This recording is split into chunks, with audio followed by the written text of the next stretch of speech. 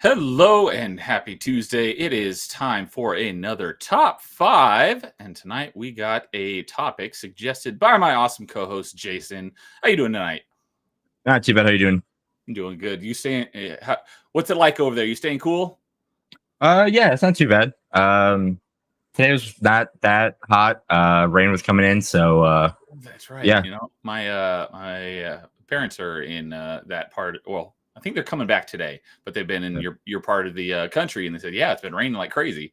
Yeah, it's been Yeah, in the low hundreds here, so the pool has felt great." But yeah. yeah, so tonight we are talking about our top five favorite video game conference announcements. So this one, uh, behind top five soundtracks, this one was the one I had to do the most homework for.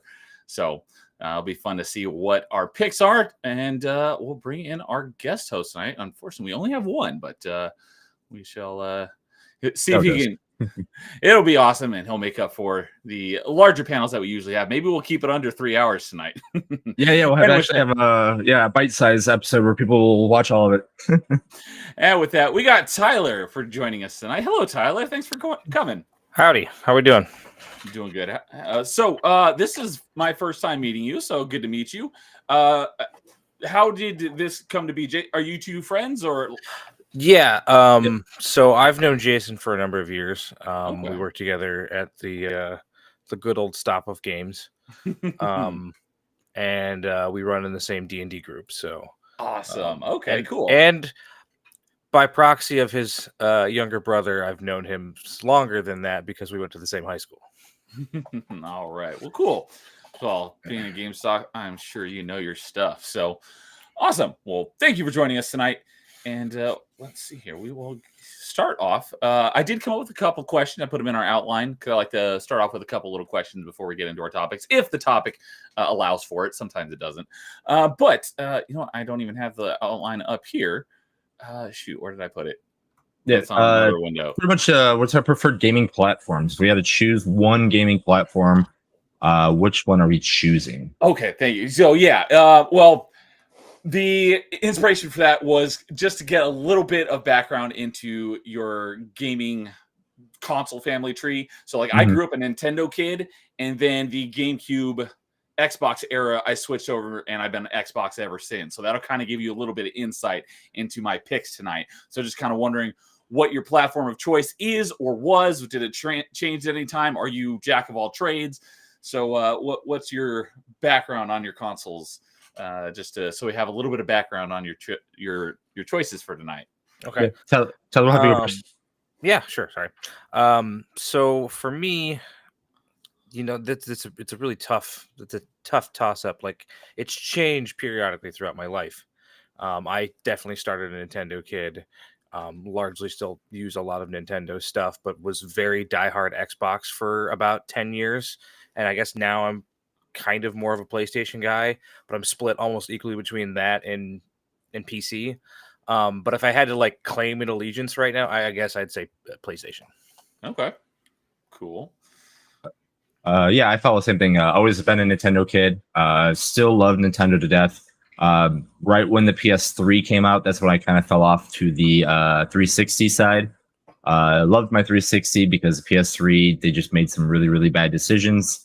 But when the PS4 came back out, came back to the PlayStation side of the family and did all that stuff. And then also always never wanted to admit, but I was also a Sega kid because I've always had those just in the background. I loved my Genesis, I loved my Dreamcast. But I mean, if I had to choose between Nintendo and Sega, I'd always choose Nintendo over Sega. But that's how we usually would go. All right, cool. Sweet. And then the other one, little leading question is if you had to pick a favorite era, console generation. Not, I didn't want to say console generation specifically because you might have been a PC gamer since the beginning, and then that would be like, well, we didn't really have generations. But if you were a PC gamer, like what era of games was like your favorite? So for me, 360 era was in my opinion like the peak. So that's kind of like my favorite era. So curious about your guys, what your favorite gaming era would be. You want to go first, Jay, this time? Yeah, I go for this one. So let's see. 6th gen is PS2 and Dreamcast. 5th would have been Super Nintendo, if I'm not mistaken. I have no idea which console generations was Yeah, I'm which, trying to remember. I which think one. it might be the Super Nintendo. The Super Nintendo gen. Just because, fortunately, I had the arcades too. Again, everybody knows me. I love the arcades, and it was always fun having the games at home. Yes, but it was always fun going to put quarters up to play the better versions of them. We're granted even now, the gaming gen is fantastic because you can do all that stuff at home. And a lot of the games that we had back then, you can currently still play now. They're remaking them and everything like that. But yeah, I would have to say fourth, fifth, just because of arcades with everything. And then even now has like such kind of like a black tarnish on it and everything like that to some people. But I still think what we have now is still pretty good.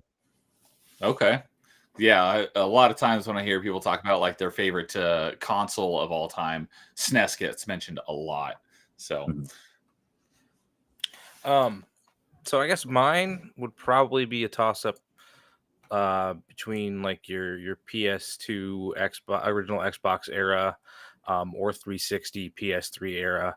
Probably would lean heavy towards the Xbox 360 era because of just the way that live functioned, like broadening the horizons of everything that people did. Like, you know, you had your Gears of War, your Halo, your Call of Duty. That's when Call of Duty really blew up. Like Modern that Warfare was 2. yeah, that was my The first like one, really. live in space. Well, I mean, I yes, Both like Modern Warfares. 3 didn't Modern do so Warfare hot, but 1 and 2 were huge. killed. But MW2, I think, is where I lived and died by for like at least 3 years, even after they started going annual with that stuff. But I think that was my live-in era of like, I'm just not going to go out and do anything. I'm just going to sit inside and play video games. There was a lot of good stuff from that era, which is why that's my favorite era as well. So cool. And so far we got at least talking in the chat. We got Christian Frades. What's up, Christian Frades? Good to see you, buddy. How you doing tonight? He's saying that did you know the developers of Halo 1 and 2 made commentary tracks? Joseph Staten, Marty O'Donnell, and Jason Jones. I did not know that. He has all sorts of crazy deep facts that I had no idea. He's always dropping knowledge. So hope you're doing well tonight, Christian. So all right. Well, with that, we'll go ahead and get on into our topic. So marking down the time here. So all right. So for number 5. So as usual, we're going to start with our number 5s, work our way up to number 1. Before we get to our number 1s, we're going to take a little break and talk about our honorable mentions that didn't quite make the list. And then we'll do a group rank at the end of our top 5 favorite video game conference announcements. So, and we got my good buddy Carl coming in the chat saying, look at these sexy men. What's up, Carl? Good to see you, Adam. How's it going? And he gifted me a game today as an early birthday present because my birthday is next week. So thank you again for that. And it's his favorite game that he's been gifted to a lot of people, Day of the Diver, because I know he loves that game. So I'll be giving that a shot at some point. So, and this Saturday, I'll talk about it more at the end, is my channel anniversary. And I'm going to be doing a roulette stream after party chat. And as roulette go tips and gifted games get you a spin on the wheel. So Carl, that earns you a spin on the roulette wheel for Saturday afternoon before I'm on your show. So, all right. So starting off with our number 5s for our top 5 favorite picks. Did anybody want to go first? I usually lead it off, so why not just keep the tradition going? Yeah. So my number 5 was an announcement that never happened, but I was actually in the crowd when this announcement was supposed to happen or anything like that. But mine is... Unfortunately, it wasn't. Don't you guys have phones? Too bad that did come to fruition. Right. Mine you were there, right? I wasn't at that one. Oh, I thought you were. I thought you not that you were one. At that one. No, okay. That was who was that? That was 2 weeks ago. It was one of the other panelists that was there? Yes, it was the other panelist. Yeah. That was me. If it's any consolation, I believe Jason and I were together for that at work. It was Carl that was there for that one. Yeah. Thank you, Carl. I thought it was Jason. Thanks for filling my gap in on my memory. So, Yeah. all right, continue. Yeah. No, mine. I was at Evo 2019, and mine takes us back to right when the Tekken finals happened. Tekken 7 was still a bigger game, and Solid Snake showed up on the Tron talking about Tekken. There was a big rumor that Solid Snake was going to be in Tekken, and there was a big thing where he was talking about getting ready for grand finals. If you go back to 2019, he put Snake in Tekken. You can watch the video. The whole arena erupted because we thought it was going to happen, and then this was supposed to be the announcement of it, and then it never did happen. And we don't. Later down the line, they said like, "Oh no, they just wanted to mess with us," which Harada likes to mess with people and everything like that. But being in the crowd and having this go with everybody around us, it was insane. Cool. Okay. I not being much into fighting games, I did not know about that one, but they teased everyone saying Solid Snake's coming to Tekken, and they're like, psych. That's kind of dirty. Oh yeah, it was really dirty. It was very right. Okay, because I have one on my list that I thought you were going to steal when you said it. It was teased, and then it never actually happened. So one on my list is just like that, but I'll get to that one later. So, Tyler, do you want to give us your number 5? Sure. So my number 5, I've got 2 here that I kind of flip flop. It's the same press conference. It's Bethesda 2015. For me, it's a toss up between Doom and Fallout. I'm gonna go Fallout 4 being announced and shown gameplay for. As a big Fallout fan, I was extremely excited for this. To me, Bethesda at the time could do no wrong. I have since then found the error of my ways in some way, shape, or form. But the fact that they showed so much like gameplay for that and then immediately dropped a release date that very same year was just baffling for a first press conference for them. I thought it was really, really convenient and awesome. And at the time I was really jazzed, but I probably watched that Fallout 4 presentation like twice a day for like the following like 3 weeks because I was just so excited for the series to come back around. And you know, history has a way of making a fool of you, and it gave me one of my favorite memes though is Todd Howard coming out and saying it just works. Because later on, wait, you know, that was for Fallout 4. I thought that was for Fallout 76. No, Fallout 4. So what happened was I always thought it just works was Fallout 76. So I've had the wrong Fallout game in my mind for that this whole time. So when they did the introduction for that game, and they started the settlement crafting system, is where that came from. They were talking about how everything snapped to a grid, and because of the way they designed the game system, Todd Howard says it just works. And when Fallout 76 came out and flopped because of just having, you know, the idea of no NPCs in a Fallout game killed a lot of things, and it was very buggy when it started in the first place. It Just Works became the meme that came from that. Okay. Wow. I learned something new every day. I could have sworn that was Fallout 76, but I guess that was Fallout 4. So, okay. So curious. Because I know Fallout 4 doesn't have the greatest reputation, especially coming off the back of what many consider to be the best Fallout game ever, New Vegas. Did you end up loving Fallout 4, or were you not a big fan of it? Oh, no, I absolutely adore the game for what it's worth. Okay. I realized, and that's the thing, I had a hard time jumping from 3 to New Vegas because of, like, 3 had such the right, like, it hit me in such a right time in my life where, like, I had just visited DC, and cool. Then it came out, and I'm like, okay, I've just been here. I understand where I'm at, what everything means, you know, and it sort of the history that came along with the game. And then with New Vegas, like they changed enough systems that were like, you know, it was new and interesting to me, but I had some trouble getting into it because for the longest time, it just felt like this, like with 3, you're a little more compacted in the Capital Wasteland. With New Vegas, it is a situation where you're out in the desert, and there is a lot of nothing until you get to Vegas. At least from my perspective, it was a little bit harder. Granted, I was maybe 16 at the time I'm playing it, so like I'm not, I don't have the same gaming skills that I have now, as far as puzzle solving stuff is concerned, and trying to look at different encounters in different ways. And it was a challenge for me. And by time 4 rolled around, I'd kind of played enough shooters to kind of understand what they were going for at that time. And for me, it was just, I fall for the Bethesda charm, unfortunately. Like when a game breaks the way it does in those systems, I tend to laugh at them more than I do cry about them, because it's the charm of Bethesda for me. And I realize that that's not probably the best thing to go about as far as, some gamers are concerned, but like for me, it's part of the charm. Okay. We got Fresh and Filter coming in, hopping in saying, "Evening, gents." And with the music, he's saying, "Tell me lies, tell me sweet little lies." I'm assuming he's referring to Todd Howard. Yeah.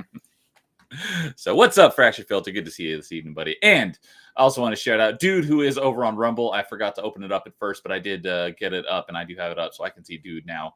And anybody else who might be over in the Rumble chat. And he was saying in regards to Tekken, still weird that the Final Fantasy rep in Tekken was Noctis and not Tifa. So I don't really know anything about Tekken, so I don't know who those characters are. But I hope one day that she finds her way in there for the new game, but we'll see. We'll just have to sit and wait. So good to see you over there on Rumble, dude. Thanks for hanging out with us. So Christian saying that, speaking of E3, Microsoft held a May preview event of Halo 2 with notable people attending the private home, including Kelly Hugh, Lindsay Lohan, Michelle Rodriguez, Tara Reid, and Shannon Elizabeth. Stuff that I would never have any idea of. I mean, see, this guy's always dropping crazy facts, and he helps preserve video game history, really. And he's done that with Fallout and Elder Scrolls on IMDb. So shout out to Christian. Good stuff, dude. So, all right. Well, cool. So for my number 5 is actually something that I brought up on last month's town hall over on the Melee Town Square, when we were talking about video game art and like not press releases, but marketing campaigns and stuff. And it was the announcement for Gears of War with the Mad World trailer. That trailer just got me, and I got super hyped for that game. I did end up playing. I don't remember. I think I got it on launch. I have since. I wouldn't say I hate the franchise. Just it's fallen off. Just not even with the recent games like 4 and 5, because I didn't even play 4 and 5. But I was super hyped for the game, but I only ended up liking Gears of War. I didn't freaking love it. But the announcement at E3 2006, I think it was. At least that's what I wrote down in my notes. That Mad World trailer was just awesome, and it was great, and it got me hyped for the game. I'd never heard that song before, and that song just stuck with me, and I love that song now. I know it was big part of the movie Donnie Darko as well, but I hated that movie, and I didn't see that for many years later. So for me, I always associate that song with Gears of War and that trailer, and it takes me back because that was just a great announcement, great trailer. And then a little bit of side tangent, David Draymond, who's the lead singer of Disturbed, has done a cover of that song, and it is phenomenal. I discovered it a couple months ago when we were doing the OST ranking stream, and I had his version of that song on loop on YouTube for like a couple of days, because this is just great. It's got like freaking billions of views. So if you haven't heard David Draymond's version of Mad World, go listen to it. It's fantastic. And yeah, the Gears of War announcement was awesome. I mean, at least for me, that was the first time I ever saw a gun with a giant, not just with a sword attached, but a freaking chainsaw attached to it, being able to cut people in half with your gun. I mean, that was a freaking awesome concept. So that definitely got me hyped for that game. How'd you feel about the new announcement for we're taking us back in time kind of thing for E-Day? That felt so weird to me. It's so I mean, the trailer was awesome, but for me, the trailer's great. It was like, are we like? I thought we were at a point where like things were starting to like kind of resolve, and then we're just gonna go back and unresolve all of them. Like, if they undo some stuff, I'm gonna be confused. Same. Yeah, I like the E-Day trailer. I'm looking forward to playing it. I just hope one of my biggest gripes with Gears is I like because I love co-op stuff. So I've liked the campaigns playing with people. I hate Gears multiplayer, and they have put such a heavy emphasis on the multiplayer, which is why I stopped playing them.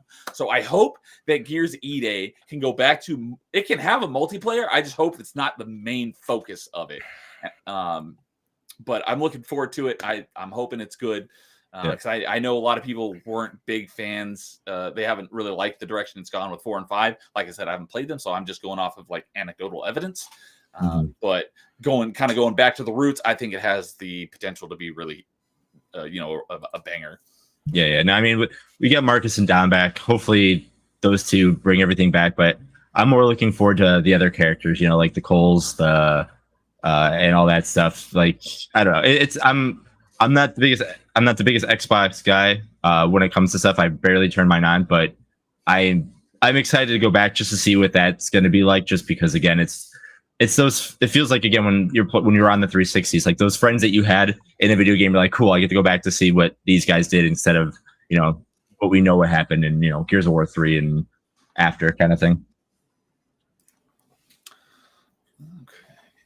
Let's see here. And Chris Freddy is saying that, did you know that General Rom was playable in Killer Instinct? Which I think I did know that, even though I've never played the game, along with Arbiter and Rash from Battletoads. I did not know about the Battletoads, but I knew that General Rom showed up in some other game somewhere. If you ask me what game it was, I'd be like, I know he was in a game somewhere as like a guest character. I don't know if I could have told you it was Killer Instinct. But cool. So, all right. Cool. Well, we will move on to our number 4s. So, I guess I'll start off with number 4s. So for me, the announcement itself wasn't like gigantically groundbreaking, but it came to be my favorite franchise of all time. And so I ended up being super hyped for this game. And anybody who knows me even a little bit knows what I'm talking about right here. And that was in E3 2007, probably one of the, in my opinion, the best year in video games. And God, E3 of 2007, because all those giant games came out in the later half of the year. E3 is in the summer, so a few months before. That was probably one of the biggest / best E3s of all time. But E3 2007, there were so many giant games announced. But for me, the announcement of my favorite franchise of all time, and that was Mass Effect, the original announcement for Mass Effect, because I've talked about often that I never really grew up with RPGs, because to me, until I played Oblivion, that was my first experience with an RPG that wasn't a turn-based JRPG, and I don't like turn-based games or JRPGs. This was my introduction to a different side of RPGs, which I didn't even know existed, which colloquially called Western RPGs. And I fell in love with Oblivion, and I love Skyrim. But 9 times out of 10, I will take sci-fi over fantasy almost every time. Really, the only exception to that is I did enjoy Elder Scrolls more than I liked Fallout, just because I like the vibrantness of the world, where Fallout, everything is dead and gray. The only Fallout game I've played is Fallout 3. I put a couple hundred hours into that, and I did really enjoy it. But if I had to pick between Elder Scrolls and Fallout, I would say Elder Scrolls. But in pretty much any other situation, if it's sci-fi, I will take it, because I'm a huge sci-fi buff. I love sci-fi. So seeing the first real-time, not really an action RPG, but it is an RPG that is action based, because a lot of times action RPG means things like Diablo. But the first, in my opinion, real time action based, fast paced, but has RPG elements shooter RPG was Mass Effect, and I was so hyped for it. And like I said, it eventually became my favorite franchise of all time. Mass Effect 1 definitely hasn't aged the best, and that's why they made the most changes to it in the Legendary Edition. So I have not played the Legendary Edition yet. I'm very much looking forward to playing, because it's been way too long since I've played through the Mass Effect games. I'm very much looking forward to it. But I fell out of all 3 Mass Effect, well, I guess 4, since you can count Andromeda, but a lot of people, as I often say, I am a defender of Andromeda. I don't think it was great, but I don't think it sucked as much as everyone said it did. So I still say that it was a decent game. But oh shoot, where's I going with that? Just Oh, pretty much, yeah. I out of the whole franchise, Mass Effect 1 is the one that I've beaten the most amount of times, partially due to the achievements in that one because I'm an achievement hunter and a completionist, and there's an achievement for beating most of the game with each of your 6 party members in your squad. And by most of the game, it does not mean 51%. It means like 95%. So you have to play through literally like every side quest in the game with the same 2 people in your squad the entire time. And you can get 2 of those achievements a run. So it takes at least 3 playthroughs to get all of those achievements. And I've beaten it a number of other times as well. So I still love it. I actually liked it more than Mass Effect 2 for a long time, which most people consider the best of the franchise. I have come around on that, and I do like Mass Effect 2 more than I like 1, but I still freaking love Mass Effect 1, and that announcement just was like, I could not wait to get that game. So, and Fracture's I will say, because Andromeda. I will say when Mass Effect came out, I did play it. I absolutely didn't care for it. But with how you talk, driving.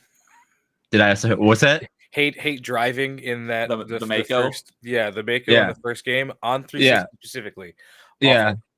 Yeah. So I mean, I just didn't care for it, but like we're like Ben now, hosting with you, like I did buy the Legendary Edition, so I am going to give it another try just because like how you talk about it and everything like that. I'm like, okay, there's got to be something to it. A lot of people love this game, and I'm the only one just didn't care for it, so I have to give it another try. So I will say I do have it, and I will give it a try.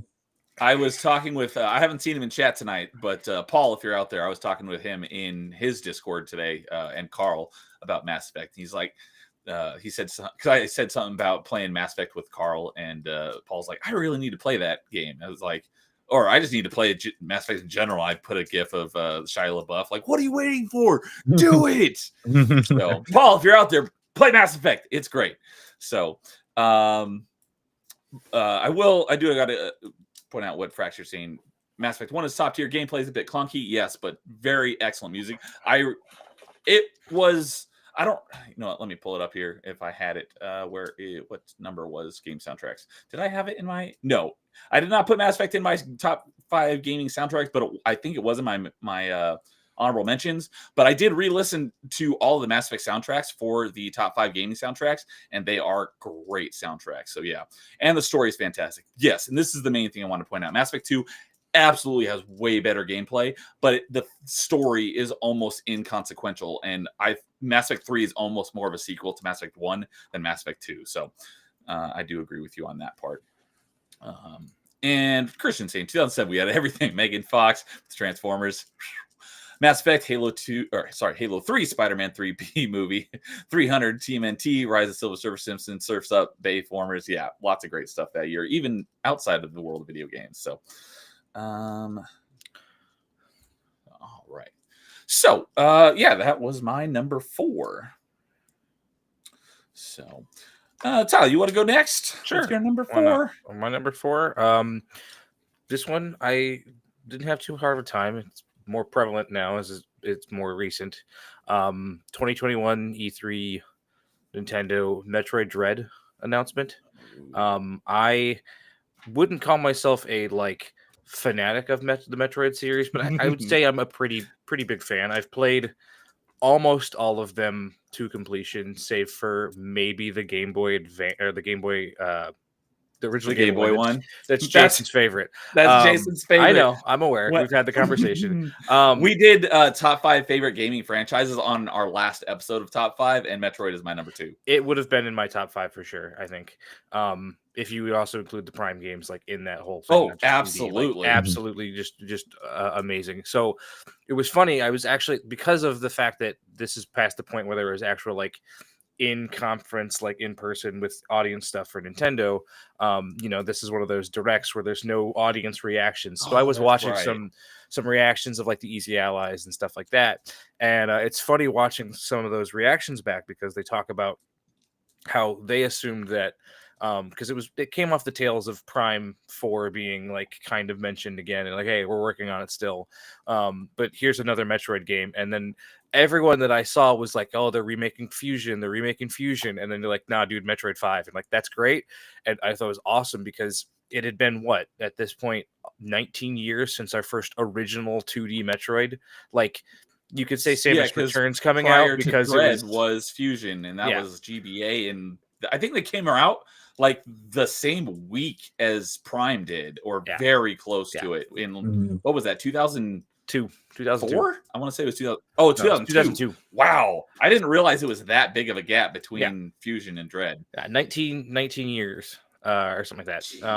Jeez. So I was thoroughly jacked, and I was actually just replaying it and making this list made me want to go back and replay it because of the Prime 4 announcement or trailer from the other day. And I'm like, Right.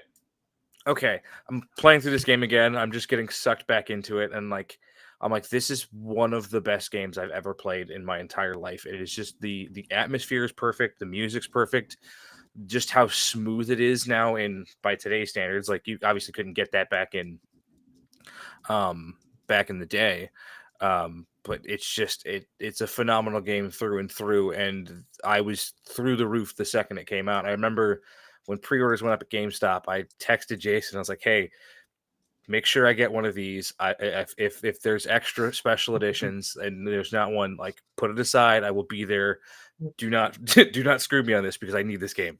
Using those connections. And this was, this is remember the Metroid thing that we had, the long box that you saw. Yes, That's the one. Yeah. Those are the ones that we got. Yeah.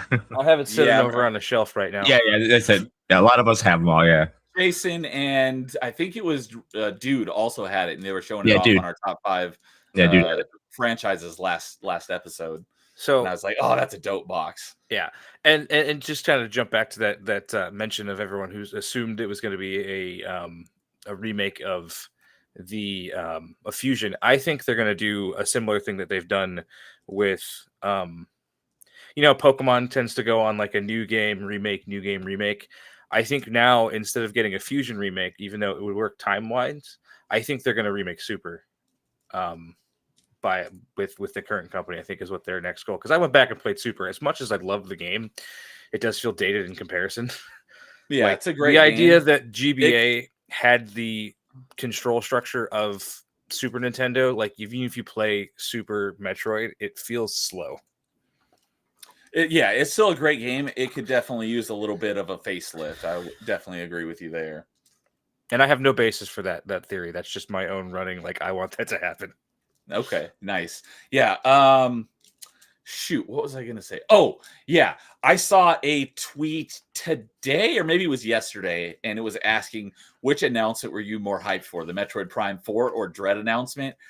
If I probably would have been Dread, but I didn't even have a Switch until last month, and I finally got a chance to finally play Dread for the first time last month.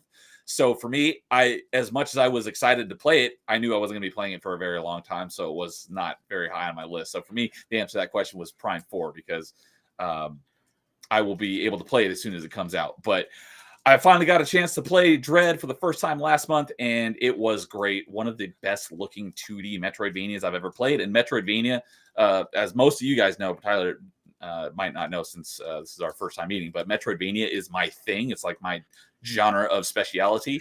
Okay. So I've been wanting to play Dread forever, and I did like it a lot. And like I said, it's one of the best looking 2D Metroidvanias ever. I wasn't a huge fan of the Emmy sections, but other than that, I thought it was an excellent game. Yeah, I get that. It's one of those things where like, and this is, I struggle with it too. I think of the 3 or 4 playthroughs I've done total at this point, I think I've only countered 2 Emmys ever in the entire time. It's a pain in the butt, and I, you're just not going to be able to do it every single time. And they designed it that way specifically. Like, and that's the cool thing about that game specifically is like most Metroid games would push you back to a, like a save point. This time it actually just puts you back to like a checkpoint that is usually like a room or 2 away. Yeah, so really awful. I think that's what puts you back too far. Yeah, I think that's what's so cool about like the Emmy sessions anyway. Like if you counter an Emmy attacking you, like you felt like you did something. So like when that did happen, you're like, oh shoot, I got away with this one. Okay, I gotta get going because I don't think that's gonna happen again. And then if you do 2 in a row, then you felt like you just broke the game. That happened on one of the later Emmys in the game. I was like literally trapped in a room and I literally couldn't get out, and I was able to counter him twice while my heart was Mhm, pounding and I was able to survive. And I was like, oh my God, that was mhm, awesome. mhm. So it definitely So does give you that high when you're able to pull it off. I got a quick tangent just because I'm also I wouldn't say I'm a large Metroidvania fan. I haven't touched Castlevania a whole lot yet. It is on my list of things to get to, and I Mm, know that I think Same here. Jason's The really good about only it. one I played is Symphony of the Night. Well, I played Lords of Shadow, but that's not a Metroidvania. Gotcha.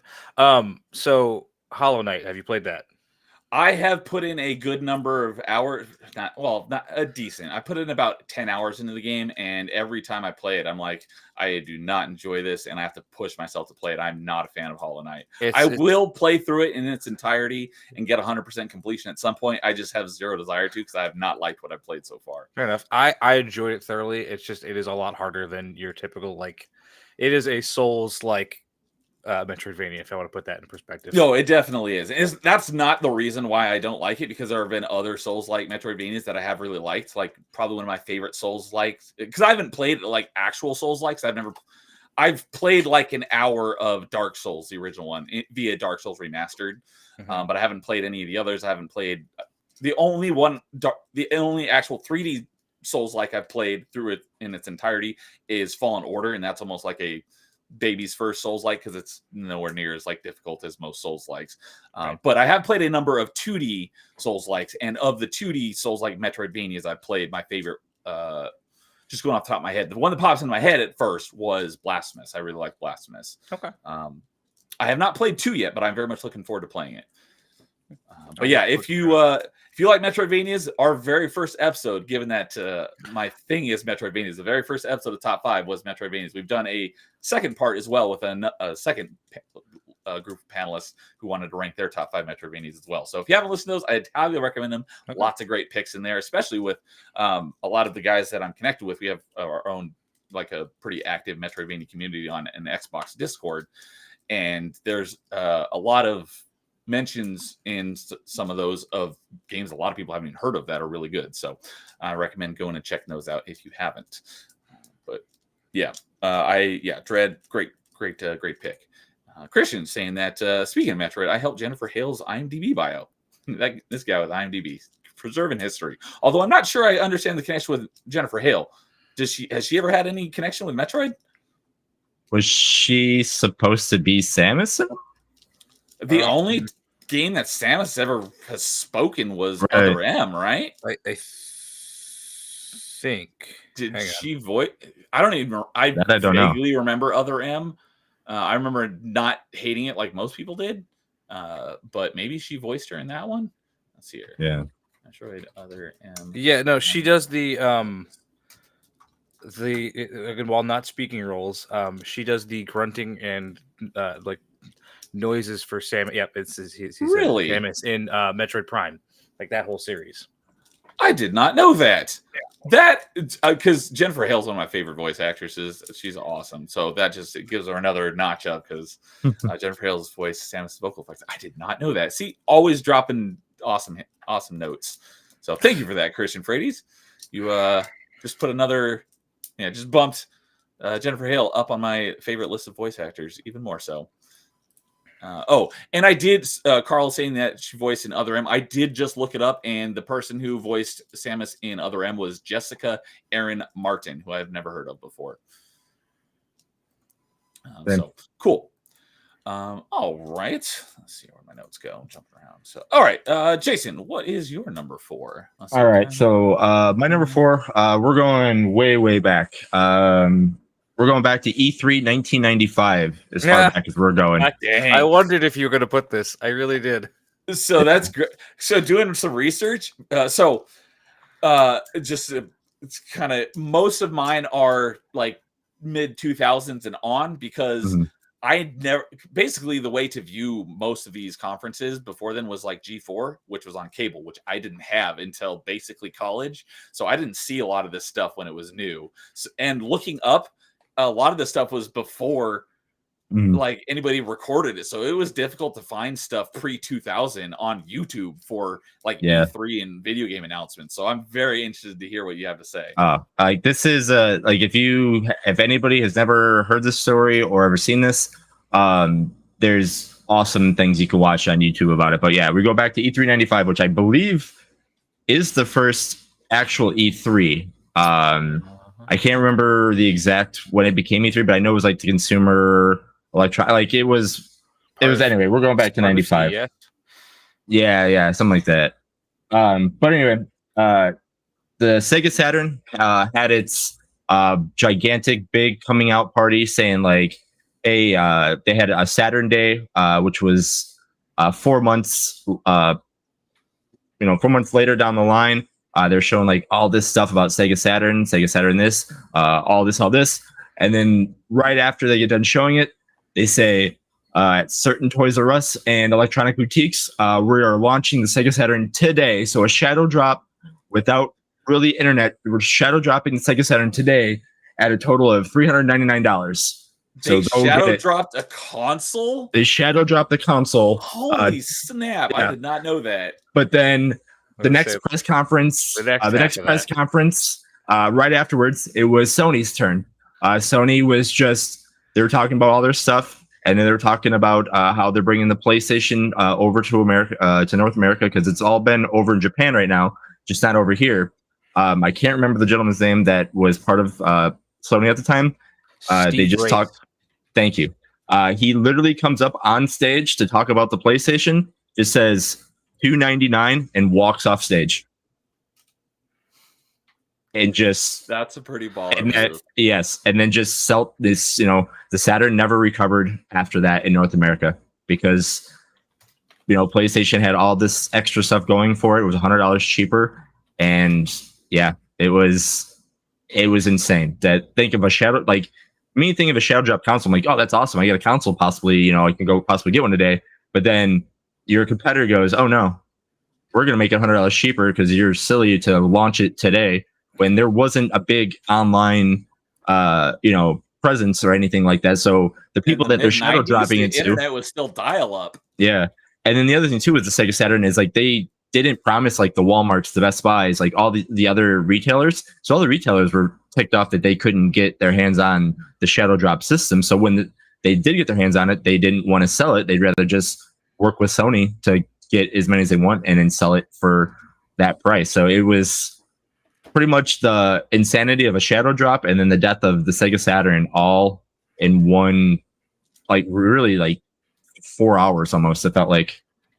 So you can find that clip on online. It's like 50 seconds. So like just literally search 1995 E3 and it comes right up at the top. Yeah, that is hilarious. It is a sight to see. Yeah, no, it is insane. Because I know that a lot of people have a lot of love for the Sega Saturn. I played it at like a friend's house once or twice, so I have basically zero experience with it. But there have been shadow dropped games. Most notably, recently was Hi-Fi Rush, and that did really well. Unfortunately, they still decided to shut that studio down. Rip Tango Games, I believe, is that studio, so that sucks. But shadow dropping an entire console, that is nuts. Yep. Yeah, especially when they had a plan 4 months later to have it was supposed to launch on a Saturday, and they were calling that Saturday Saturn Day because Sega likes to do that kind of marketing stuff. But I mean, the Saturn was great because again, if you were an arcade kid, you loved the Sega arcade games, and all that was pretty much brought home and everything like that. But yeah, when it's $100 more and the games you can get pretty much are going to be on the PlayStation except for the exclusives. Yeah, there's really no need for it in a way. And are you saying is that why Saturn didn't really do that great? Correct. Yeah, Saturn didn't do well in America because of the extra price. And then Sony pretty much had everything that Saturn was going to have, except for the Virtua Fighter, the Daytona Racing, all those kind of games that were in arcades at the time. But you can get the other stuff where they had Just lost the name of it. The racing games for the PlayStation and all that kind of stuff. But yeah, so I Gran mean, Turismo? no, the Namco racer. It's Oh. escaping me. I don't Total know. Eclipse Turbo. No, yeah, I was no, looking it at was- I was looking at PS1 launch titles. yeah, it's escaping me. It was the Namco racing game that was one of the launch dates. Oh wait, But Ridge Racer? yeah, thank you, Ridge Racer. Ridge Racer. Oh, okay. I think I played the first one on N64. Yeah, so Or a Ridge Racer. I might be getting it mixed up with another yeah, game. Ridge Racer 64. Yeah, that was later on. All right. And Carl's saying that Saturn had the best fighting game ports. They did. Yeah, they And had he's the also best. saying- They had the best 2D. They were the best 2D system, but when the time frame was coming to 3D, and that's why like the Saturn was looking as good, where Sony stuck with 3D and everything like that. But if you play a lot of the 2D games on the Saturn, you're gonna be like, "Holy crap, this is amazing!" But everybody wanted the new fancy 3D. All the FMVs. They wanted all that stuff, and Saturn didn't have it. Yeah. And Carl's also saying they also moved up the launch of the Saturn and they didn't have the games ready. I believe, or was that the Dreamcast? It was one of them. So it sounds like that was the Saturn. Mhm. So, all right, cool. All right, well, that will bring us into our number threes. 46, 35. So, all right. Tyler, do you want to lead off our number threes? Yeah, give me a moment here. I want to bring Okay. a thing up just to make sure I'm No worries. talk about the right things.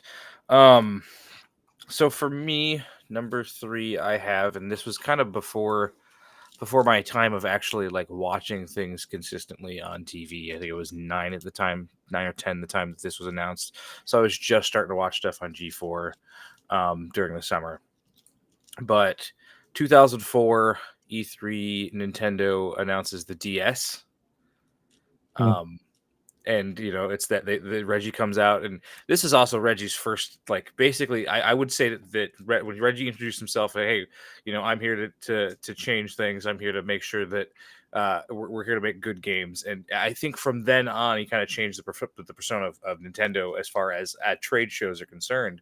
But introducing the DS is where I think we started, besides the N64's goofy controller. You could say it started there, but the DS, I think, was the first time that Nintendo was like, no, we're no longer about just good games. We're also about good gameplay experiences, and this is the new way to play games.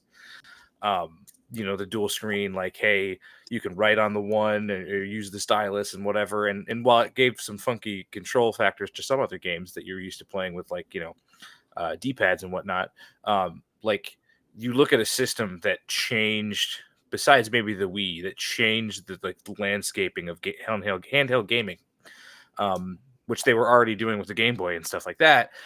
Like, everybody had a DS. Everybody, like, all of my family did. My mom, my dad, my sister, everyone had a DS at some point. And that's when they first started screwing around with the local multiplayer stuff, through like your Mario Kart Wi-Fi game. Like, I think it just changed the way that handheld gaming kind of worked. While it may not have been the most powerful system, and that maintained itself into the 3DS, it was legitimately one of the most like monumental moments as far as games are concerned to me. Yeah, DS is, I think, second behind PS2 for most sold platform of all time. Yeah. I'm pulling it up right now, 154 million, and I think that's what was PlayStation 2. 2 million, something like that. 1 million, something like that, or whatever it was. PS2 160. So Okay. that's pretty close, only separated by 6 million. So yeah, DS has, but I think DS had a bunch of different versions. There's like the DS and then the DS XL. So there was the DS, DSi, but I think they all combine into one.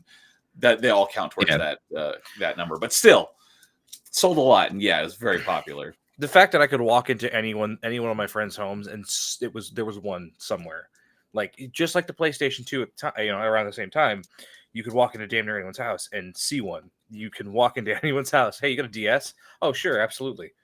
Like, it was insane. Yeah, Like how I had popular it one. was. I didn't have many. I think I had more games for my GBA than I did my DS. But yeah, I had one. I just didn't have a whole lot that I played on it. And that's what was nice about their first DS too. Is like they went back with the backwards compatibility. You're like, hey, we know you have a GBA because we sold a bunch of those too. Play your GBA games on the original DS. We don't care. I mean, they've done that a lot because it's a lot of that. Like you've already got like not an install base necessarily, but you have create an install base by backtracking yourself with people who already you see that a lot with PS2 did the same thing with PS1 games. We did that with GameCube. Like they do that on purpose. I don't know why they stopped doing it later in time. I did have a little bit of a gripe with it because DS could play GBA games and the GBA could play original Game Boy / Game Boy Color games. The DS could not play GBA or Game Boy / Game Boy Color games. I was like, why is this one's backwards compatible with this one? This one's backwards compatible with this one, but this one is not backwards compatible with the 2 generations ago. That did not make any sense to me, and that irked me a little bit. But yeah, my favorite handheld was the Game Boy Advance SP. I love that thing until it got freaking stolen. But yeah, I had a DS as well. Just didn't play a whole lot. But yeah, they were freaking everywhere. And one thing that, because I don't even think I got it till many years after it had, I don't know if it was past its prime, but many years after it came out, I didn't have a DS. But I know one of the cool things about it was a lot of the games took advantage of like proximity to other people, and you could like just passing someone on the street, it could do stuff, which was a cool concept. I never had that, but just that concept of, especially if you live in a crowded area, like a metropolitan area, that was a cool concept. Mm-hmm. I don't know what it could do. I just knew that it could do stuff like so. I had I believe that was the 3DS that introduced the Spot Pass thing. I could be wrong with that, but I remember it might have been. I don't remember for sure. But I do know that there was one point where I had 2 3DSs that I owned personally with my own accounts, and I kept trying to figure out why I was spot passing with somebody at home because I didn't think anyone around me had anything because they hadn't before, and I kept spot passing with myself. I'm like, this is silly. With yourself, interesting. Yeah. That's what happens. I didn't know you could do that actually. Well, if you you can't technically put the same account on both things, right. But like I had another DS, and this is the sad part is like I didn't have friends for a while that had they'd grown out of the handheld things, so I was using it to trade with myself when it came to Pokemon games. And a lot of people did that. Oh yeah, it was 3DS that had Spot Pass, yeah. It was 3DS? Oh, okay, I thought that was DS. But same moniker. All right. Pretty much. Well, cool. Well, I got confused. Like I said, I was tailing off Nintendo around that time. I played a lot of N64, and I had more games for N64 than GameCube, but I probably ended up playing more like time on GameCube than on N64. I did get a Wii, but other than I think I had a small handful of games. So like I said, that's where I was kind of trailing off Nintendo, and that's when I was becoming mainly an Xbox guy. So I don't know these things about Nintendo, but yeah, cool. All right. Jason, you want to go with your number 3? Yeah. Now we get into the easy stuff for me. Like I said, it's always fun trying to figure out the 4 and 5 because those are, to me, the hardest ones. But when you get to the top 3, I'm like, okay, I got these done. But mine, we're going to the Sony conference, part of E3 of 2016. And we are going to the Resident Evil 7 introduction to the demo. We all know I'm a huge Resident Evil fan. And when they showed that trailer, when the stage went dark and everything was going on, we didn't really know it was a Resident Evil game at the time because it was first person. They were just showing this scary game that was stuff like that. But when it ends and it shows, 7, and then it's and it goes, Biohazard, and you're like, holy crap, this is Resident Evil, because we weren't ready for. We had 6, which if you're a Resident Evil fan, you hate it. And nobody liked the game. Now we're going this crazy new direction of a first-person game that is in this backwoods. It's a little bit more scarier. Looked like it had nothing to do with the ties of what was in the past. And I remember watching that trailer so many times, be like, okay, this is a Resident Evil game. It's got to be, okay, something's got to be, there's got to be a link somewhere, and trying to figure out what the link is on anything possible. And then it's saying that there's a demo. I went to my PlayStation 4 and installed that thing as soon as I can. I mean, I remember just refreshing the shop, just like, okay, when's this demo coming? And that was the summer of what was the finger for that nobody could find out when we got the demo and everything like that. So what was the finger for? And we were all trying to figure out, all right, this means something. What does this mean? But no idea what you're talking about. But that's because I don't know much about Resident Evil. Yeah, no, that summer of 2016 what was this finger thing? Was it like a tease for something, or it was just something random. It was literally I believe that it was opening up for another puzzle or anything like that, but it really wasn't for anything except for just like, hey, this is a Resident Evil game, you're gonna have these puzzles, and then but yeah, that trailer, how it started, how it set up, the song that it what is it? Don't Tell Aunt Rhody. I mean, I have the special edition, so that song plays on my little collector's editions out that I in my other room. But like, that was awesome. This is the best way I can just easy way to put it. It's just a game that we had a bad game. We're doing something completely new. Hopefully, you're in for the ride. And yeah, it took us in a different direction, and it was really fun. Okay, yeah, Resident Evil was your number one on game franchises, so I knew you loved it, but I forgot that was your number one. So that almost made my I made my list. Yeah, was that specific moment. Nice. It's a good moment. And then again, like, too, if you guys are watching anything like this, if you type in the moment that we're saying with the actual E3 whatever, it takes you right to it on YouTube. That was what the cool thing about it is.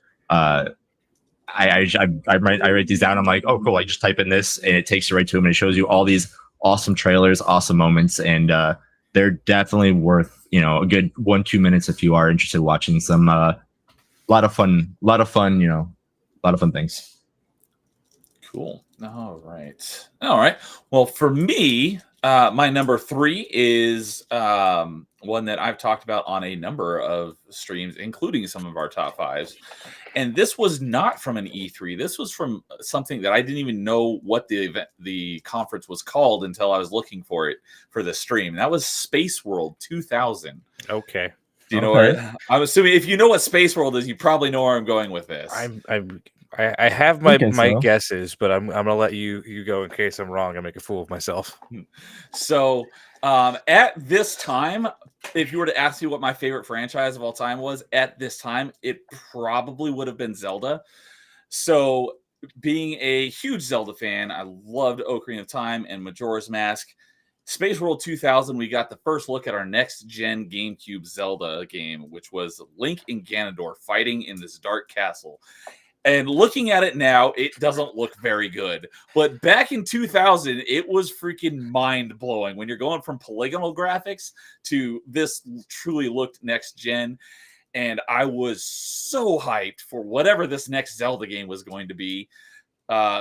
It's getting to see Ganondorf with a sweet-looking sword and Link and Ganon actually fighting rather than, because you don't actually really fight him like with a sword one-on-one in Ocarina of Time, because at first he's basically hovering around and you basically play ping pong with energy, and then he turns into Ganon, and he does have giant swords, but it's not like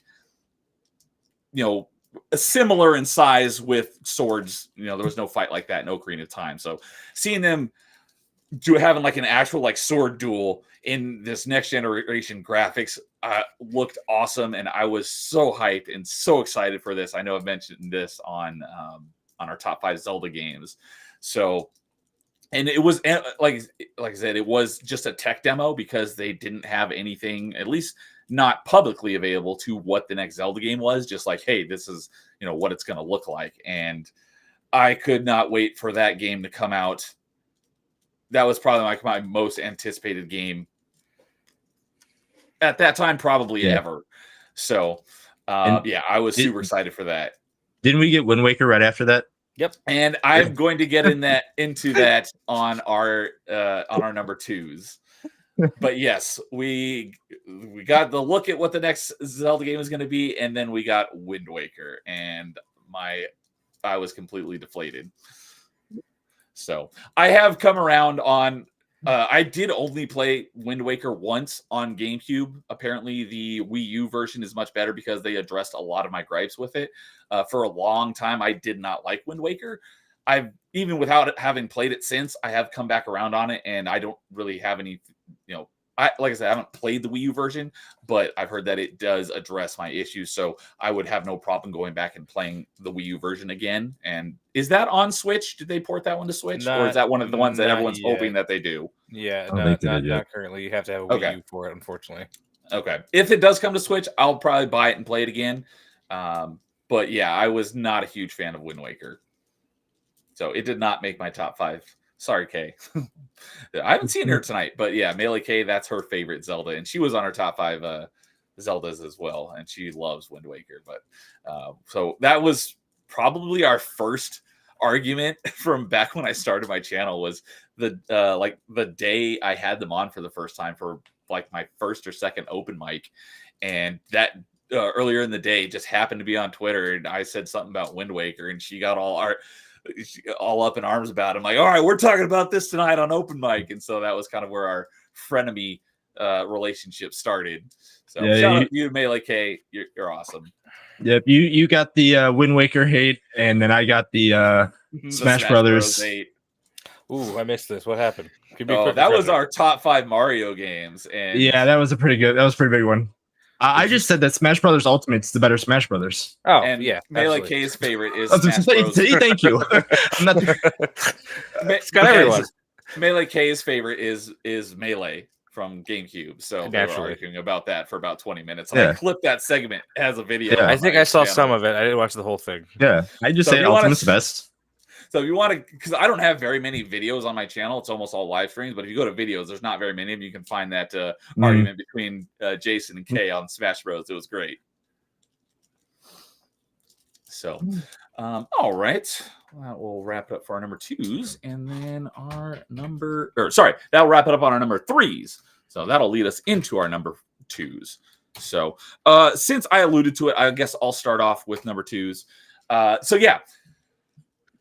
was, like I said, I was very deflated by the announcement of Wind Waker because we got this really dark, more mature-looking, grown-up, adult-looking Zelda game, which I was so hyped for. And then we get this bright, colorful, cel-shaded child Link, and I was like, what is this crap? And I was not happy about that. The only reason why I pre-ordered Wind Waker was to get the Ocarina of Time Master Quest, which has was the GameCube port, and it had the original Ocarina of Time on it, plus Master Quest, which remixed the dungeons and made them more difficult. And that was the only reason why I did. Like I said, I did play Wind Waker. I just wasn't a huge fan of it. But yeah, apparently Wii U version addressed most of my criticisms. Mainly, one of my biggest issues was how long it freaking takes to go and find all the Triforce pieces and then assemble them, and they're all crazy expensive. You have tons of money. It's like 898 rupees per map that you have to decipher from Tingle. So yeah, a lot of that stuff I wasn't a fan of. But anyways, so the next Zelda game announcement at E3 2004 was for Twilight Princess, and that was basically the spiritual successor to that tech demo announcement that we got in 2000, and that was in my headcanon, that was my sequel to Ocarina of Time. And Twilight Princess is also my second favorite Zelda game on our Zelda ranking stream, with Ocarina of Time being number 1. And the announcement was awesome. The crowd was going wild, and as the announcement ended, you see the silhouette of someone with a Hylian shield and a Master Sword, and the lights come in. It was Shigeru Miyamoto. It was freaking awesome announcement, and I could not wait, because that was like I said, that was the Zelda I was waiting for, and I could not wait to play it, and it did not disappoint. Twilight Princess is a phenomenal game. I am looking forward to playing it again. I don't know if I mentioned it already on the stream, but I'm an achievement hunter and a completionist, and dude 1286 got me because he helped write achievements for Retro Achievements, and later this year, fingers crossed, GameCube support is getting added to Retro Achievements, so I'm very much looking forward to playing through Twilight Princess again with achievements. So I haven't played it since Wii. Gotta find all them bugs. Yeah, I don't even remember that because it's been a long time since I played it, but I love Twilight Princess, and I'm very much looking forward to playing it again. I literally can't play it right now because I've never played the GameCube version, but apparently it's the exact same as the Wii version. It's just they mirrored the entire game world because the thing at the time was Wii motion controls, and because Link is left-handed, but most people are right-handed, they flipped it. But instead of actually flipping the game, they just mirrored everything, which I didn't know until dude told me about it. So apparently, if you're playing on GameCube, he actually still holds the sword in his left hand. The remade Wii version, because they did an HD version of which they released with Amiibo for Wolf Link, is the GameCube version. Okay, and is that on Wii U or is that correct. on Switch? It's on Wii U. Okay. Because I was going to say, I don't think Twilight Princess is on Switch either, right? No. Okay. So yeah, if it comes to Switch, I would buy it again, but I'm very much looking forward to playing Twilight Princess again on Retro Achievements once it gets GameCube support, be able to play it with achievements. So yeah, love Twilight Princess. The announcement was freaking awesome. And yeah, that was my number 2 for video game announcements. So all right. Chase, you want to go next with your number 2? Yeah. So my number 2, so this is partially still me. So we were talking what platforms I play on and all that kind of stuff. I still was, into the Xbox 360 and trying to figure out when the new console came out. Wasn't the biggest fan of PlayStation going that way. But when this announcement happened at the Microsoft E3 experience of 2013, I knew exactly what system I was buying, even if it was just for one game. And it ended up being my KI box for the longest time. I thought you were going the other way. No, for when Killer Instinct was announced that was an Xbox One exclusive. It was, yeah. It was the smallest of smallest things, but they said everything I wanted to. They had the announcer and all that stuff. I was like, it's happening, because I never thought KI would ever see a light of day again. My Xbox One literally was my KI box for the longest period of time, and then it became my KI box / Rock Band box, which it is till this day, kind of thing. But when I finally saw that they were bringing it back, I was like, all right, here we go. I'm back. Let's play. And okay. I thought you were going to go the other way because of how disastrous the Xbox One announcement was. Yeah, I thought you were going to say it made me go to PlayStation, and it was awesome. That's where I was expecting to. Between price point, yeah, games. Here's how you share games. Whole thing. And they got destroyed. Right, and that's the funny part. Like, that's all that stuff, and I agree. All that stuff was terrible. I looked all past it because of one Microsoft arcade game, pretty much, because there was no budget in that game, as everybody knows. And I'm like, all that stuff I forgot about. I'm like, what, you said Killer Instinct's coming back? Sure. I'll be there day one. I take my money. I did not know that you were that big of a Killer Instinct fan. I am. You didn't even. Well, it may be on your honorable mentions. Since I don't write those down, but it didn't make your top 5 on game franchises. So it was close. Like, the one, it was so close because of like, Killer Instinct to me is just one of those really, really fun. Like, I think of going back to the arcades, I can hear the killer combos, the ultra combos, because in the arcade they made those loud so you would navigate to that arcade machine. But to me, that symbolizes that time. I had Mario Party at number 5 because that symbolizes getting all your friends together, and you come in as friends, and then by turn 10, you have no friends. And it just reminds me of like going back every weekend, hanging out. Like, if you went to the arcade first and we went back and played this, like, that was always it. And granted, there was more games on for Mario Party, but I mean, I every time Microsoft does something, I'm like, Microsoft, do you want me back? Just bring back this little arcade game. Revive You have Killer this- Instinct. Again, Was like I that- said, you have this game that's just sitting there. You don't have a fighting game underneath your name. You just bring this game back. You bring all these developers that you can easily get. Granted, I know you can't hire them right now, probably, but if you just bring this game back, you'll bring me back too. But you don't. So since, as you know, I'm not a fighting game person, so I wouldn't be any person to have on this panel. But I very much looking forward to seeing a top 5 fighting games with you Mhm. and a bunch of other people who are big on fighting games. So I definitely want to tune into that one. Yep. So, I think I'm going to be on a podcast. I think I'm going to be an RNG podcast. I think, or someone's podcast. Yeah, we're both on RNG on Friday. No, I think I'm on another one. Hold on, make sure. I'm on one on July 14th. Oh, okay. Yeah, I'm going to be on the RNG show on July 14th as well, and it's going to be Cool. about fighting games. Nice. Yeah, Shout out, which Carl. is kind of cool. Yeah, which is going to be cool because that's 3 to 4 days before Evo. So good timing. And that Evo is strictly a fighting game thing, right? Yeah. Nice. Cool. Yeah. Shout out to Carl. Always doing good stuff over there on RNG Gaming. All right. Tyler, what is your number 2? So my number 2 is going to take us right back to E3 2016 for a little known return of a franchise called God of War. When that was announced, and we see a little like a kid, and you're like, what's happening? And then the reveal of old man Kratos, and you're like, oh, this is great.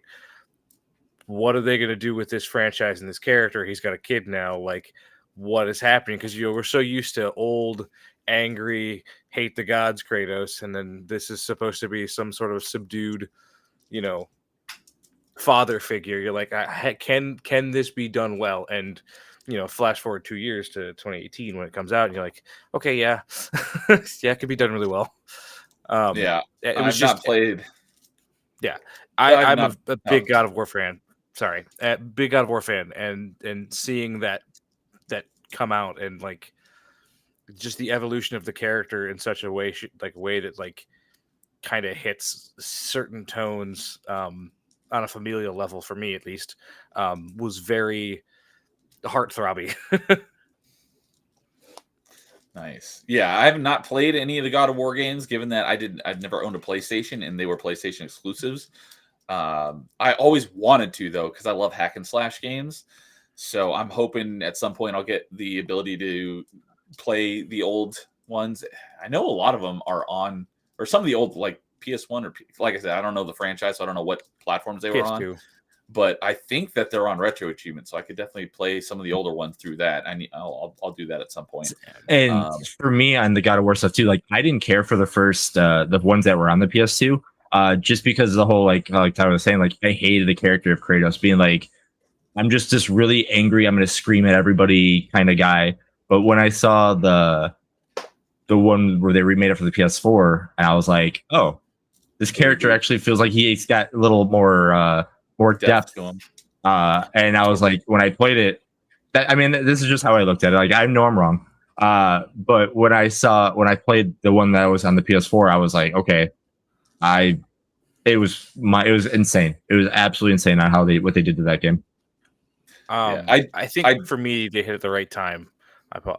It was one of those things where like I was an angsty teenager at the time that those games were popular. At least like PS2 era ones had just, the PS3 was just coming out, and like I'd finally hit my stride of like, okay, I really enjoy these because I like the hack and slash nature of it and the blood and gore and all that stuff. And as an older adult now coming into my own, realizing that this is what storytelling's supposed to be.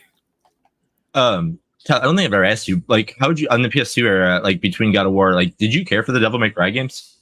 You know what's funny? I've only ever played DMC 2 and part of 5, which granted I know 5 came out way later.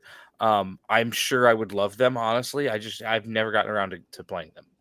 Yeah, see, and that's where I think I think I was at, because I love the Devil May Cry games, and they didn't have like this angry character and just screaming and everything. So I think that's where I fell. Like, I'd rather play Devil May Cry again than God of War, which makes no sense in a way. But I think that's where I fell in line on that part. It's funny that you were mentioning, with God of War bringing up the Devil May Cries, because that was originally a developmental spin-off of the Resident Evil franchise. Yeah, it was, until it was so way off track that they had to rename it something else, because it was like, this is not Resident Evil anymore. We need to give it its own name. Yeah, no, they were gonna add demons and all this crap to Resident Evil, and they're like, no, we're not. But then we got 4, so. But yeah, I do have God of War 2018 since it has released on Steam, so I'll be playing that at some point. Very much looking forward to playing that. You can most definitely play the new ones without touching the old ones. Just kind of the games will give you a brief history of it, like through the dialogue and stuff like that. But like largely, you could start fresh and not even worry about playing the old ones. It's not your cup of tea. Okay, no, I very much want to play the old ones because, like I said, I love hack and slash games. So I haven't decided yet whether I'm going to try to go back through the old ones first or not. I know I don't really need to, since it is a reboot of the franchise, essentially. I just haven't decided which order I'm going to play them in first. They are relatively shorter. I think 1 and 2 you could probably jaunt through in 12 to 16 hours at the most. Okay. Whereas obviously the newer ones end up being around 30 hours typically. So like you're looking at half the time. If that, I want to say I cruised through. This is a few years ago. I cruised through the first one in under 10. Okay. So, do that with what you will. Yeah. If that's the case, as long as I can get access to all the older ones. I guess mainly being 1, 2, and 3, because I know there was a couple spin-offs. I don't know if I'll play any of those, but I'll probably at least do 1, 2, and 3, assuming I can get access to them somehow. Because like I said, I don't know exactly what platforms they were all on. But dude is saying over on Rumble, he got the platinum trophies for all of the God of Wars other than Ascension and 3 Remastered. Need to go through them on Retro Achievements one of these days. He loved the reboot, God of War 2018. He thought Ragnarok was okay. And he was late to work when beating God of War 3 because he was beating the whole thing within the first 24 hours of it releasing. Good stuff, dude. He's also an achievement hunter and a completionist, and we do an achievement podcast once a month as well. So if you like achievements and you want to hear us talk about them, check out our achievement chasers, typically the first Friday of every month. So, and then over here on the YouTube side, we got a bunch of stuff from Christian Frady saying the only God of Wars I liked were the Greek ones on PS2, 3, PSP, and PS4. And they had quite the all-star voice cast, including Kevin Sorbo as Hercules, Rip Torn, Malcolm McDowell, Clancy Brown, Jennifer Hale, Steve Blum. I know all of those names. I don't know Harry Hamlin and Michael Clark Duncan. I know that one. So out of all those names, those are all big-name people. So that's awesome. The only one I don't know is Harry Hamlin. So I did not know there were that many big name people in God of War. That is awesome.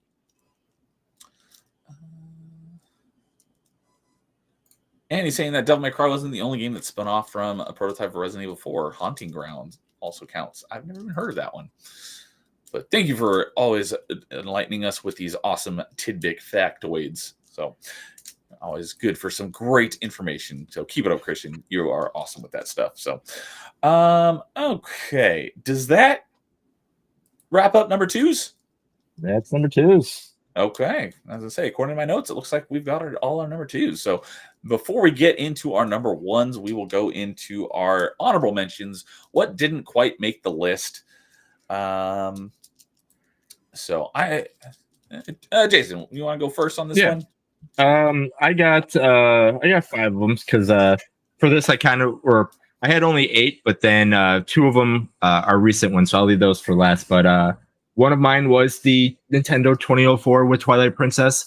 That trailer for that is awesome. Like when you see the pan close-up shot with Link and then the sword, and then next to it it's over with, and then you see Miyamoto come out. Like that's what you want in a video game press conference. You want to see what the game is, you want to see all this stuff, and then you want all the pop and circumstance afterwards. Be like, hey, we brought it back to you, and this is what it is. It's what you wanted to see. Here it is. Hopefully you enjoy it, kind of thing. When I watched that again, preparing for the stream, I mean, that was 20 years ago now, but just watching it again, it still gave me chills. Yeah. When I speak about my number one, I still get the feels on my number one. So I'll leave that for a little bit though. But my another honorable mention that I had, the game was absolutely dog crap, but it was E3 2010, and it was Twisted Metal. I mean, I wanted another Twisted Metal so bad, and when they showed it, and then next you know it, you see the ice cream truck come on stage after and everything like that. So I'm like, sweet, we got another one after Twisted Metal Black, but the game was awful. So which that Twisted Metal game was that? That was not good. The one that was on the PS3. It was just Twisted. I think it was just called Twisted Metal. Oh, they did that thing where they just reused the same name as an older game. I hate that. Yeah.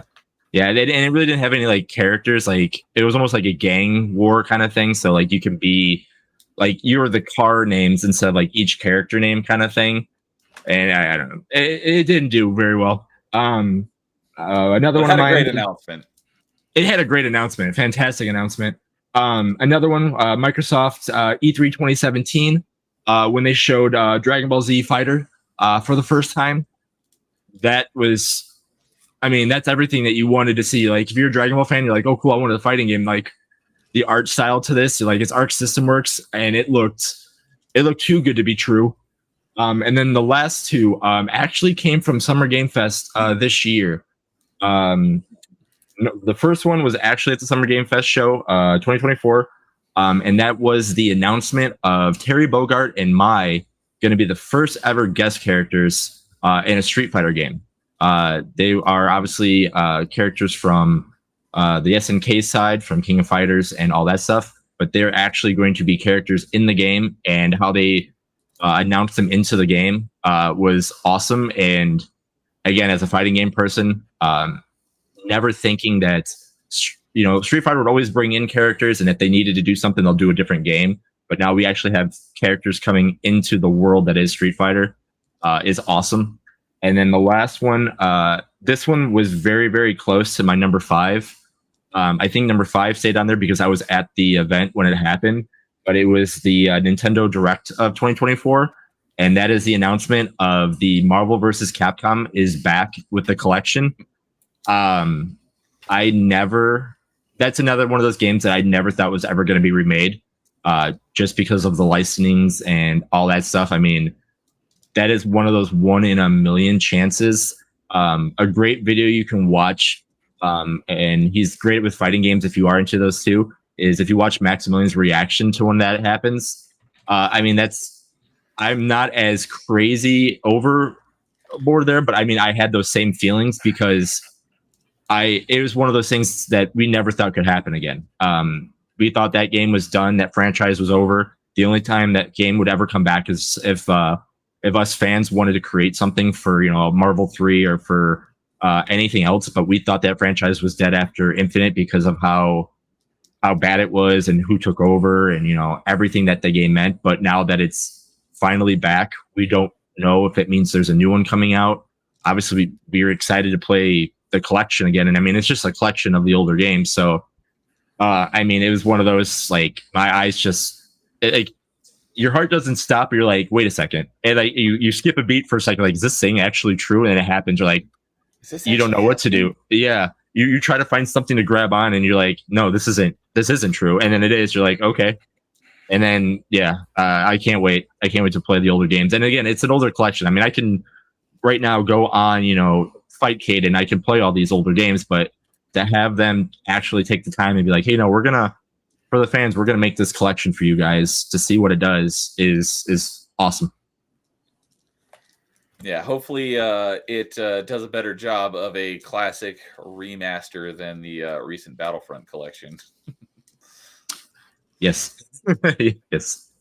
Hopefully it doesn't get that treatment. But one thing that Christian mentioned a little while ago, that since you're talking about fighting games, is since we like George Lucas Star Wars, did you know that Starkiller, Vader, and Yoda were all playable in Soul Calibur 4? Yes, I didn't. Like I said, I'm not a fighting game person. I did know that they were all in a Soul Calibur game, but if you ask me which one, I would have no idea which one it was. Yep. But yes, the sad story about Soul Calibur and guest characters is that when Link was in Soul Calibur 2 for the GameCube, um, and Spawn was in the Xbox. PlayStation was supposed to have Cloud, but the deal fell through. So Is they that had why they got Heihachi. yeah, I was like, I know they got somebody from Tekken. Yeah, because it was just so- easier to grab Heihachi because it was made by the same people, so they didn't really have to get anything. So that's why Heihachi less made the yep. But yeah, there was a chance that Cloud would have been in Soul Calibur 2. Nice. And Paul's here. What's up, Paul? Saying yo. I already forgot, but I did shout you out earlier for something. But what's up, Paul? Good to see you tonight, buddy. And I want to mention a couple things that Dude said over on Rumble. Because when you're talking about Twisted Metal, he said, "How did we not get a Twisted Metal Battle Royale game during the Battle Royale fad? It was a perfect fit for it." Great question. And the show came out too during that time. It would have been perfect. And he's saying that he wants to start trophy hunting because he's done mostly Xbox and retro achievements. So if he starts trophy hunting, the God of War games are a great place to start because they're not terribly difficult completions. So the MVC announcement took Jason for a took you for a ride. Hell yeah, it did. I got that. I understood that reference. There we go. Soul Calibur 3 was supposed to get Dante, but it fell through as well. Interesting. So, and Paul's saying, I agree. Twisted Metal Royale would be sick. Yeah. Like I said, never had a PlayStation, so I never played any Twisted Metal, but I know that was a popular franchise. So, all right. I think I'll go ahead and do my honorable mentions. I did only have 2 written down, but as you were just talking, I thought of something. I was like, oh yeah, I should probably add that. And I didn't think about it because it was so recent and there's not a whole, the announcements we had just a few weeks ago, there were some pretty good ones in there, but overall the last few years of games have not been at their peak. So I didn't really even consider anything recent. I was thinking more, during the Xbox 360 era and around that time when video game conferences were like at their peak. But I did want to throw the Prime 4 announcement on there because Metroid being my second favorite franchise of all time. And Prime 1 was my number 2 on my top 5 Metroidvanias, I believe, without looking it up. So I've been waiting very patiently for more news on Metroid Prime 4 other than just a logo that we got 7 years ago. So now we finally got some actual video gameplay of the game. I was very excited about that, and I will, as I often say, I'm very frugal. I wait for things to be out for like a year so I can get them like 50% off with all the DLC included. I'm very frugal. I will pick up Prime 4 on day 1. So I didn't even think about that until you were just talking, Jason. But it's like, yeah, I got to add that on there because that was exciting. A couple others during the 360 era that I was just talking about. It was funny because it was quite memorable because there was a couple of flubs. But the announcement of Rock Band, because I loved the Guitar Hero games, when they announced Rock Band at the 360 E3, I don't remember what year it was. Maybe it was also 2007. I don't remember, but it was great with I think so. Peter Moore was playing Rock Band with a band, and he kept hitting the Xbox 360 guide button and pausing the game. That was funny, but I was super excited for that because I loved the Guitar Hero games at that point. And I was like, now I can play drums and sing as well. And I ended up singing a whole lot, but I did have to do singing because in Rock Band 3, in order to do World Tour, you had to have 2 instruments. I didn't have anybody who was good to play with, so I had to sing and play guitar at the same time. But I ended up, drums are my thing. I love the drums. I was thinking about it today. I was like, I should pull out my drums again and play some more because I haven't pulled out my drums since I had BDJCon open mic for the first time a couple months ago. But that was a great announcement. I freaking loved the Rock Band franchise. And then my other honorable mention, I really wanted, because I had my number 1 was an easy one. And then I had to squeeze 6 choices into my top 4. And I really wanted to put this one into my top 5, given that it's a game that I really love. It wasn't a fantastic game, but I loved it. And it's my game that has more hours played than any other game. And the announcement wasn't like mind blowing, but I was so stoked for it, and I could not wait to play it. And it was the first thing Bungie did after Halo, and that was Destiny. I put more hours into Destiny 1 than any other game, and I loved that game. It wasn't mind-blowingly phenomenal, but I love that game. And the announcement of seeing like drop in, drop out co-op, not an not an MMO, but a semi MMO. I forget what the shared world shooter is what the term it basically the genre invented. So you can be running around with random other people, not like an MMO where you got hundreds of other people, because each instance was I think up to like 8, maybe 16 other people. So you see people running around. That was really cool, and the gameplay in the game was phenomenal. The gunplay in the game was phenomenal. I was so stoked for that, and I think that was the game I followed the development of closer than any other game. I watched like every YouTuber's video. I remember, I think he's still a Destiny YouTuber, and his name is Datto, Datto. Yes. I I followed every video he put out from the moment Destiny was announced. I could not wait for that game, and I love that announcement. So, what were you going to say about Datto? I am a big Destiny player still to this day. Okay. I've been consistently playing every expansion. I felt, you fall off here and there as far as like the content humming and waning and whatnot. But we just got to the end of the 10-year like run that they had with the most recent expansion. And yes, Datto is still making videos. He was actually a few years back, 2017, I think, at this point. Wow, that's way more than a few. When Forsaken came out for D2, his raid team was like second or third. I'm probably wrong about this, but to completing the raid, and it went like 24 hours, and the same thing started to happen with the most recent raid, where he was in that top 2, top 5, top 10, and then just like hit a wall and fell to like 100 and something, like as far as finishers are concerned. Like it was crazy what the raid race was like. But like we just got to the end of a 10-year expansion, and like they're still making the game, and they still do a lot of those developer update stuff. You can still follow their updates pretty consistently. And it is a hard game to now at this point, 10 years in, try to get somebody new to play, because you're missing out on that. The one thing that is one of the most criminal offenses in live service games is Destiny 2 has removed content so that you can no longer play stuff that was in the game when it launched. Yeah. That is a video game cardinal sin, and that's one of the reasons why I've never played Destiny 2.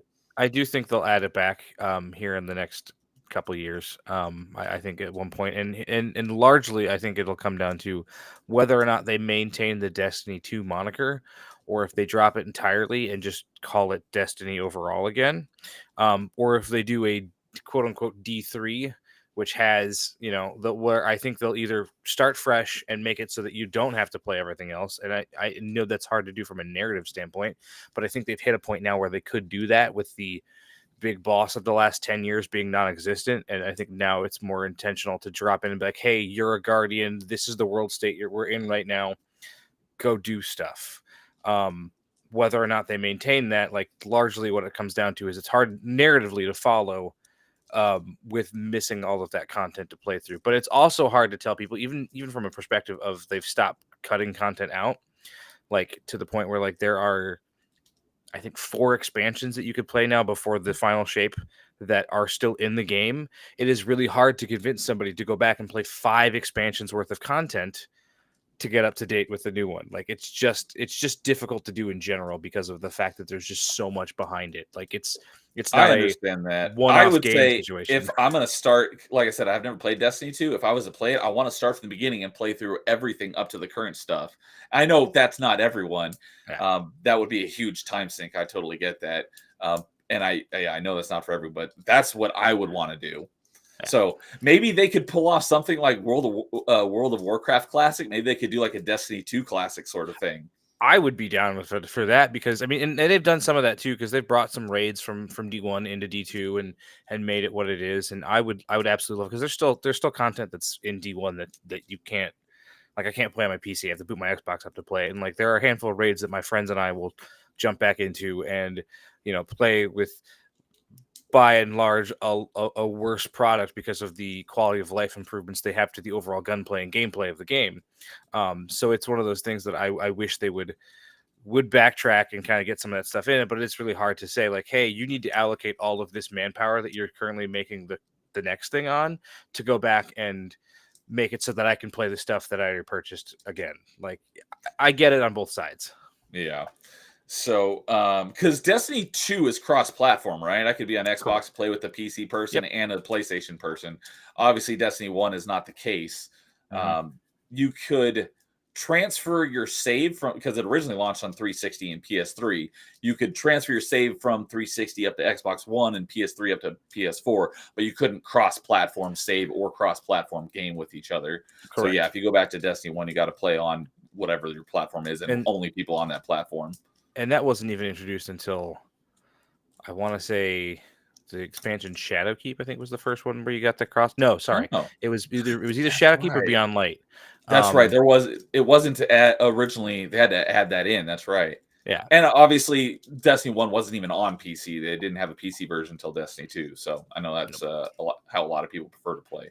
And then it jumped from BattleNet to Steam, and I think now it might be on Epic Game Store. So, like I said, I've never played Destiny 2.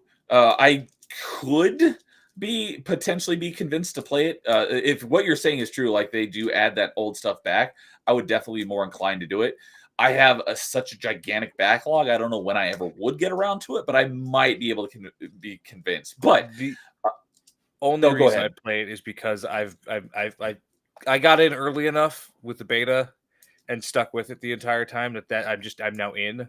I don't blame anybody for ever being that way.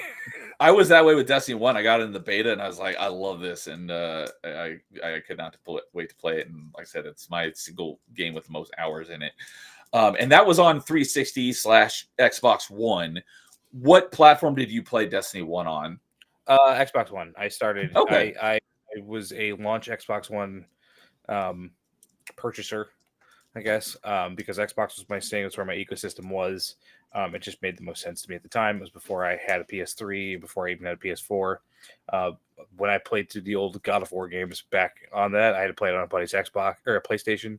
So like, it wasn't a thing that I had until I got a job and started working for myself and making my own money that I could spend on those extra systems. So when I got Destiny, it was on Xbox One because that was the system that was purchased for me at the time. Awesome. I'm glad to hear that because I still have one achievement left in the original Destiny to get the completion, and that is for completing the Wrath of the Machine raid on Heroic. So I need to get a crew together to do that at some point. So I'll have to hit you up for that. If you need people, hit me up. I've got people. And I know I could probably get Dude in for that because I'm pretty sure he has it on Xbox as well. But yeah, we'll have to get a Destiny crew together to play some Destiny at some point. That'd just be fun just to do for the heck of it. But speaking of Dude over on Rumble, he said he upgraded to Warframe. He plays Warframe on every platform and keeps all his characters up to date. He freaking loves Warframe. And on the other side here on YouTube, Paul Hadouken's also saying that I'd rather play Warframe. But Paul, if you have Destiny 1 on Xbox, we got to get a raid group together to do that last raid because that'd be fun, and I'd love to get that marked off my list as finally having the completion in that. He said, Dude is saying he got carried through that raid. Don't ask me for that one. It's actually funny enough. Wrath of the Machine is one of my favorite raids of all of Destiny history, and they still haven't put it in D2 yet. It bums me out because they should have done it like 2 years by now. But that is literally one of my favorite raids, both aesthetically and lore wise. Nice. Yeah, I played it once and got the achievement for beating it on normal. I just need to go through it and do it on heroic to get the final achievement, and then I'll have another one on my completion list. So, Dude is saying I've now linked my accounts on Warframe, so it's only one account. Oh, okay, gotcha. So, all right. Well, that was our unexpected tangent on Destiny. I just made a new Destiny best friend because I want to do that. And I don't boot it up very often, but I do just love every once in a while booting up Destiny and just running around a patrol zone, just shooting stuff just for the heck of it. Because I do love Destiny. So I think that leaves us with Tyler and his honorable mentions. Okay, so I find it funny that we've all mentioned E3 2004 in some way, shape, or form. I got a kick out of the fact that both one of your tops was Twilight Princess, because I do have that in my thing as one of my honorable mentions.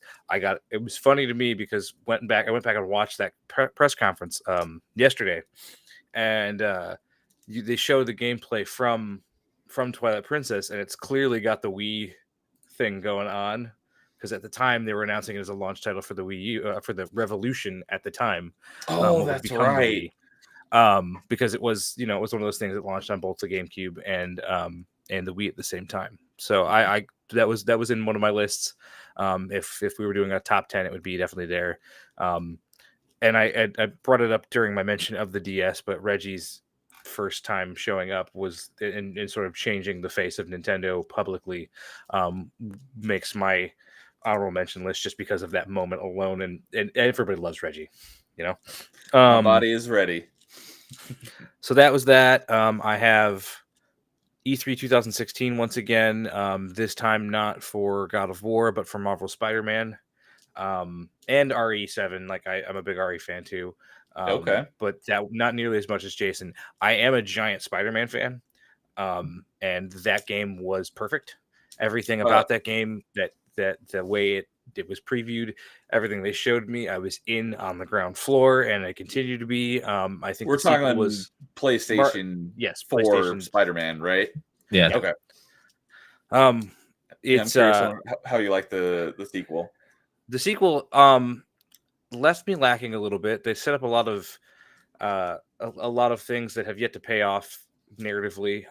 I thought the story was fine. It was a little bit shorter than the first one, but I feel like there was less in the first one. You spend a lot of time dealing with what it was essentially the Sinister Six. I don't think they ever called themselves that, but it was the Sinister Six, and you spend a lot of time going from spot to spot in the back half of that game, dealing with them, and then dealing with the main villain.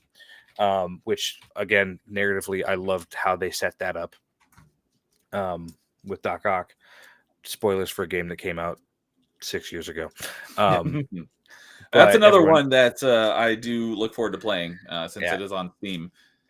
Everyone knows Spider-Man villain, so like it's really hard to be like, oh, this is Dr. Otto Octavius. He's going to be the bad guy, probably. Yep. And then everybody knows Spider-Man stories, and still the same beat in a Spider-Man story still makes me cry in that game when they do at the end. It makes me cry every freaking time. Yeah, no matter what it is. And that's the thing about a good Spider-Man story, and that's what this one does really well, is like a good Spider-Man story has Peter Parker's life and Spider-Man's life hurling together at such a force that there's no way of avoiding either one. And I feel like the sequel didn't do nearly as well in that regard, because it kind of shoehorned in some of his personal stuff a little earlier. There wasn't some mystery to it or what was trying to figure out. It was just kind of like, hey, here's the problem. We kind of, as an audience, having the history with the symbiote in that game, know what's going to happen eventually. It was kind of curtailed a little bit. So I was left lacking, but there's enough set up that I'm surprised we haven't got a DLC announcement for it. I'm expecting it eventually. But at this rate, who knows? Insomniac's a mystery to me, because at one point you're like, we love Ratchet and Clank, but we're not going to give you one for several years. And then we'll give you a new one. And then we'll give you another new one that actually makes the one that we just released before that non-existent, because it follows the other games. And then this comes out and you're like, all right, whatever. So like, who knows? I have no idea when that's going to come out, what that's going to do. But I look forward to it anyway. I'll buy it anyway. It's Spider-Man. I love Spider-Man. Lastly, of the ones that I have, and this one's just kind of a one that I thought was just kind of poignant.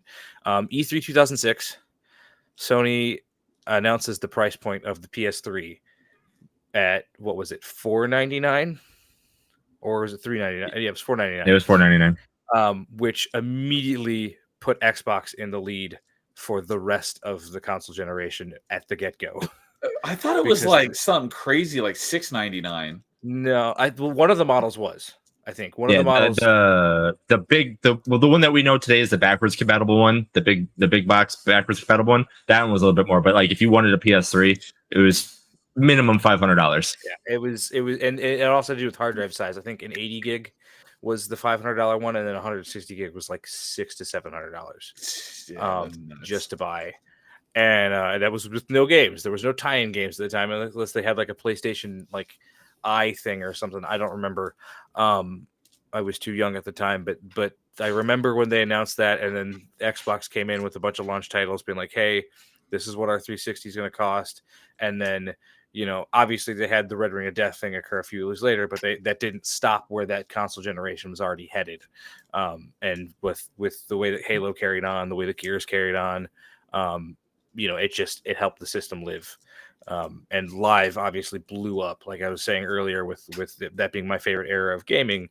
Like, playing games online absolutely just was 10 times better on Xbox because of the way the party systems worked, the way Live was set up to be a social experience. You could see achievements, you could get into parties really easily, you could track. Don't forget about the blades.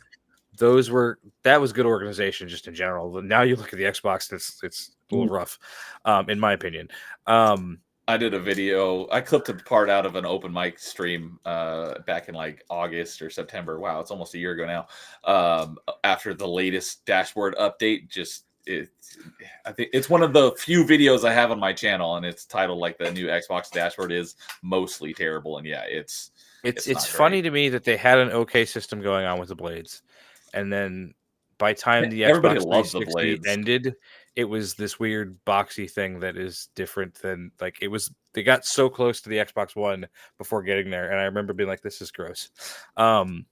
But one more thing I do want to bring up about Live, at least how it felt to me as a consumer at the time, or at least just a person who was playing a lot. I had a buddy who had a PS3 who constantly complained about his games being hacked or screwed with because because it was a free infrastructure for PlayStation. There was no real problems. Like, I don't know, account getting banned was really a thing before PlayStation Plus came around and stuff like that. So he'd be playing like Resistance online, if anyone knows Resistance, another Insomniac title right the there. Halo killer. Yeah. Yeah. So he was playing Resistance online, and he's like, "I can't. Like, this is a terrible experience. I'm being hacked every time. It's stupid, whatever." And then you go over to Live, which had a lot of that built-in infrastructure, you pay for it, and was a little more secure. And you still had people who had network switches and stuff like that back there that you could screw with and kind of screw with everything with host-wise. But it really cut back on the problems that occurred, I think, in my opinion. I think that helped again set Xbox up to be where it was, for them to inevitably fumble the Xbox One, which is hilarious to me that how that swap has occurred both times. Yeah, and by the time 360 launched, broadband internet was much more ubiquitous. So, because I didn't have Xbox Live on the original Xbox, I didn't have Xbox Live until 360, and so now, since broadband was much more, prevalent at that time, it definitely helped it have, a launch Xbox Live into another level than it was on the original Xbox. Right. Yeah. I do have one more. That before you give your one more though, Tyler, I do find it funny though, like that situation that you just talked about the Xbox and the PlayStation with price points. It kind of goes back to like my number 4 with the Saturn and the original PlayStation. How Saturn came out with this big price point, whatever, and then PlayStation comes back like, we're going to do this. But then again, they didn't learn from what they did, and you go way down the line, they do the same thing that Saturn did to, now PlayStation's to Sega Saturn, and they just shoot themselves in the foot before you even have a chance to get something growing. So it's hilarious how things going. Yeah, it's hilarious how sometimes there are things that like you should learn from the past, and they didn't. But yeah, absolutely. You could look at it from the perspective of the fact that they were riding high from the success of the PS2. And they thought their brand, because of how good the PS1 did in that situation with the Saturn and how consistent it was, like they weren't fighting with Nintendo because Nintendo was already in the homes. They were building their own market. And then you look at what happens with the PlayStation 2, where it explodes because it's a DVD player and you have an excuse to have it just to be in the house. Yep. And then like, well, we're riding high, we can't do no wrong. And then what happens? They did that. They set it too high. They expected people to be like, I believe in Sony, I believe in the PlayStation moniker, I'm going to buy this system. And I Got would ahead argue of that themselves. that's the same thing that happened with Xbox, where they thought Xbox could be the all-in system for the home. Okay, we'll have it, and that was the big thing. And you go back and you watch that press All conference about where that TV and movies and TV, media. It's like, what about the games? and they're like, okay, this is bad. And that's exactly what occurred. Is I think because Xbox at the time was high on their horse from the 360 era, thought they could do no wrong. They Yep. were right in the idea that streaming was going to take over the living room. I just think they were 5 to 6 years too early on the decision to try and go all in on it. Yes, I think that's spot on. And yeah, along those lines, dude is saying that the PS3 was still the cheapest quality Blu-ray player at launch. The 360 eventually was in last place at the end of console generation. Because the PS3 eventually outsold the 360, but I think most people still consider the 360 to have kind of dominated that generation. But then he's saying the Wii killed both. I don't know if I can say killed, but I do know it sold a lot. To jump off that point real fast with the Blu-ray thing, the reason why that was that way, especially with in reference to the Xbox, is because Sony actually owns the Blu-ray branding. Oh, that's right. So when that was occurring, you had, if you remember right, in stores you'd have Blu-ray copy of it and an HD DVD. I was hoping it would win just because that's what Xbox was supporting. I knew it wasn't going to, but I was hoping. Yeah. So when you get to there was a stage, I want to say it was around 2016, 2017, maybe even a little later, where they finally allowed Xbox to get a Blu-ray app. So you could actually watch Blu-rays on the thing because it was the censors could read it. It just didn't have an application for it. So you had to download an app, and every time you popped it on your Xbox, it would take you. It would the Blu-ray logo would pop up, and then the movie would start. Yeah, I forgot about that. I didn't realize it wasn't on there by default because I only have 2 Blu-rays, and I didn't even have them for many years after I had an Xbox One. So, but what was I just gonna say? But those are my wait, actually I did one more. Yeah, one more. Jason tangent is again. Sorry. E3 2015. I have another pin for this one, but Horizon Zero Dawn was announced. I loved the aesthetic of that game. Everything about it was screamed me. I'm like, that ancient civilization stuff. Like, we're now so far in the future that like we're fighting robot dinosaurs as tribesmen. Like, it was cool. So cool. Dope. Another one that I have not played yet because I don't have a PlayStation, but I think I'm pretty sure I own it on Steam. Yeah, you should be able to play it on Steam now. I'm pretty sure I have and it I on Steam. think they're throwing the sequel on there at some point soon. Too. It's coming soon. We get Lego Horizon soon. I'm super excited for that. Okay. Yes, I do have Horizon Zero Dawn on Steam, so I'm looking forward to playing that at some point. Yeah. So that is a game that I absolutely no, Forbidden West is actually, I think it's out already. Oh, did it come to Steam already? Let me double check. I've got it pulled up here. I know it was coming soon, but I heard that one was not as good as the first one. But I do look forward to playing them both at some point. Yeah, it's actually on sale right now.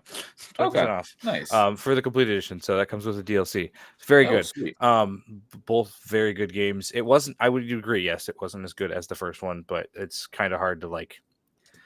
It's such a high bar, and it's one of those things. It's got the Spider-Man problem where it's kind of hard to hit it narratively, and I think they're doing a good job as far as carrying the narrative on. But you know, it is what it is. I thought the aesthetic was great. I thought the gameplay is great.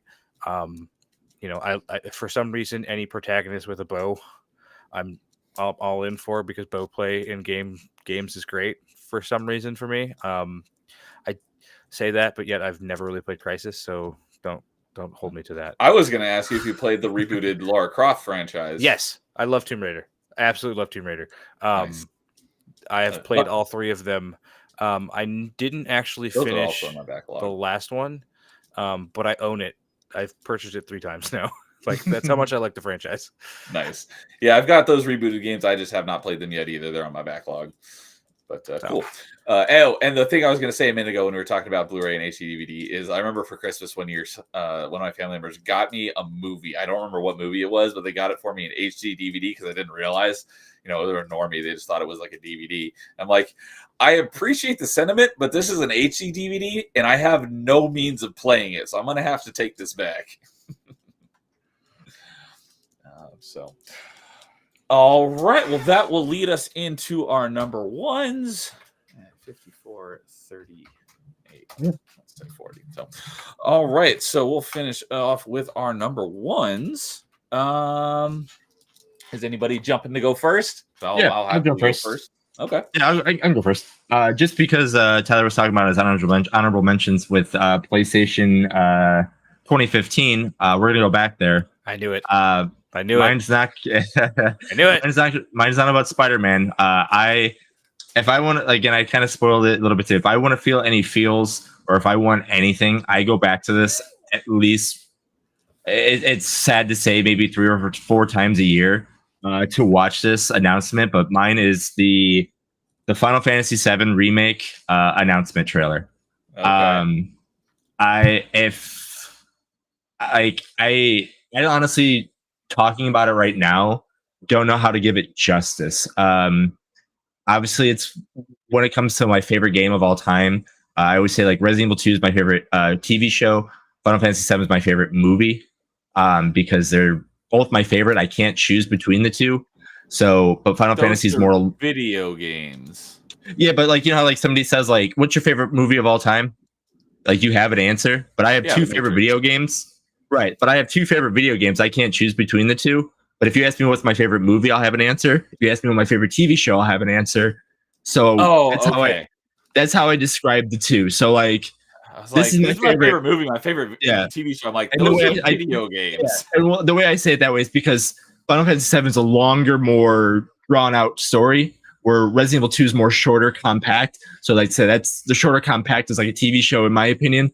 Okay. And where 7 is a longer ranged kind of thing. Like that's how I kind of explain the 2, because I can't choose between those 2 games because they're both my favorite. So I have to figure out a way to describe those 2 as my favorite of all time.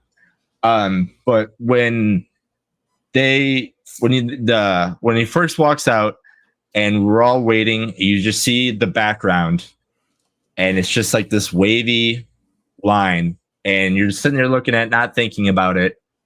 And you're like, huh, that's interesting. And then he starts talking. You're like, wait, is that the live stream? And then he keeps talking. And then they go into it. And then it's cuts to them on the train, him jumping off the train. And then before even that, like they're just showing the world and everything like that. I mean, it's one of those things like you have, if you're a fan of the franchise or you're a fan of the game, you have to just watch just to get it. Because it's the characters in the world that makes the game, and they're just showing you everything. And they're not telling you when the game's coming out, because by all means, we know the game didn't come out for another 5 more years. But what they were showing is like kind of like with the Twilight Princess, the 2000s when you were talking about, you're like, oh my God, this looks fantastic. And they're just talking about this world and why is this world calling to us? And then I showed Tyler not too long ago because in Rebirth, there was a big stretch tinfoil hat that I had, and one of the characters in Rebirth voice is pretty much the same voice that was in this 2015. And if you're playing the new section, it is exactly that. It's the same voice actor who's did the voice. And there's just like this weird thing how like if you're playing the new games, how they're changing the world, but like they're launching everything back to when it started in 2015. But I don't know. It's like if you're a fan of Final Fantasy VII just in general, and you have not seen the 2015 showing of this, you're doing yourself a disservice, because it gets you in all the right feels. It gets you in like you could take like, it's phenomenal. I wish I had better words to say for it, but I can't describe it except for it is my favorite announcement I've ever witnessed, seen, anything like that. It's going to take a lot to ever top that feeling I had when I first saw it, and B, when I keep going back to it, I'm like, man, this is how I should feel when I enjoy something and is coming out that I want to play or I want to consume as anything. It's great. All right. Nice. Um, Yeah. As you know, I'm not big on Final Fantasy, but that is awesome that you love it so much. So can I just I might as well go next just because I was gonna say you go ahead next because I'll finish this off, but just real quick before we do, dude, it said something funny here, saying Horizon 1 released at the same time as Breath of the Wild. Horizon 2 released at the same time as Elden Ring. What game is Horizon 3 gonna release alongside that will be internet breaking? Yeah, that's very true. It was very. I had to go back and play it again. It was very hard to do both because again, those are two games that I also played, and it was like I could fit one in at some point. So which one is it going to be? But yeah, go ahead. Here's all right. I'll sound like a cop out, but I'm also a very large Final Fantasy VII fan, and Jason probably assumed that this same thing was going to be my top one as well. That's why I wanted to go first to steal it from you. Surprised. No, 2015 remake announcement is my top so far of my life. We'll see if the next game, like Rebirth, came close again, but with that, but a lot of what Jason's saying is relevant because when that announcement occurred, it was funny because he mentions like the green strings going along the screen, and to me, when I first watched that, I remember thinking back, I'm like, are they doing something with the PS3 again, or like we going back to that because it looks like the PS3 startup screen? I'm like, okay, weird. And then the chanting starts to come in, and then they start doing flashes, like he said, the flashes of the city, and they start talking. Like the guy starts like. It feels very generic at first when you're. It's funny that Jason brings up this whole theory he's got because they talk about the promise of a return is what the trailer says, and it feels like a generic like call out to the fans because they promised to remake this game because it's so beloved. But then yes, there are some weird potential tie-ins to the next game that has come out because of just some a similar voice actor and some stuff being said. But like. Yes, the tone and emotion that came through in that trailer in that room, because it was still when we were doing live, audience things, and I think the audience reaction to that trailer was just as much part of the moment as it was to be there just as a viewer on the other side of a screen. I would have loved to experience that in room, because that is crazy, and I remember my heart dropping seeing that come up the first time, and like Jason does, I go back and watch that. I watched that trailer a handful of times, probably a year since it's come out, and I think it's a game that holds a special place in a lot of people's hearts because of the emotional journey that it takes you on, and the connection it makes you feel with the characters, even in the PS1 like text-based reading, the original, that like there's so much going on that you like.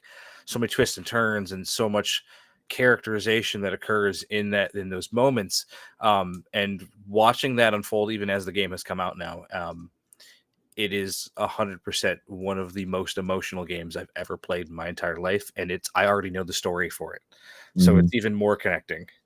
And I will gush about Final Fantasy VII until the day I lose my breath. So it's hard for me not to compare, and unfortunately, yes, Jason did beat me with a punch, but he said all of the same things that I would have said, and probably then some. It's less of just a game; it is more of an experience. Nice. Okay. Yeah, I was hoping that you since after Jason, I'm like, okay, good. Means he didn't take my top number one, so maybe Tyler will, but you went with the same one, so. I was safe. So all right. So for my number one, and this was, I think, also one of the things I brought up on Melee Town Square last month. And number one announcement. It was one of those ones that like blew the doors off the arena for me. Not that I was there because I've never been to one of these conferences. I always wanted to go to E3 back in the day. Rest in peace since E3 doesn't even exist anymore. But this was one of the biggest announcements. E3 2006, the Xbox showcase, Master Chief's arrival for Halo 3. We're not sure what it is. It's, we just see some like dust coming across the screen and then the piano keys kick in.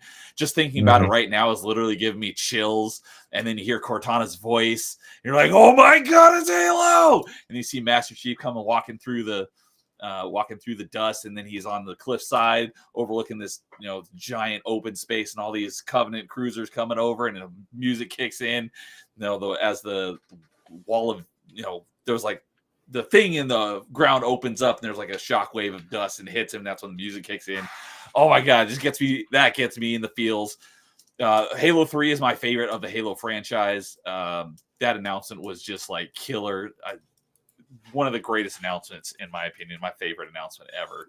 It was the Halo 3 announcement. And the whole marketing campaign for Halo 3 was phenomenal. There were so many different advertisements. There was the one that came out later where it's the kids like in the grass, and then it cuts to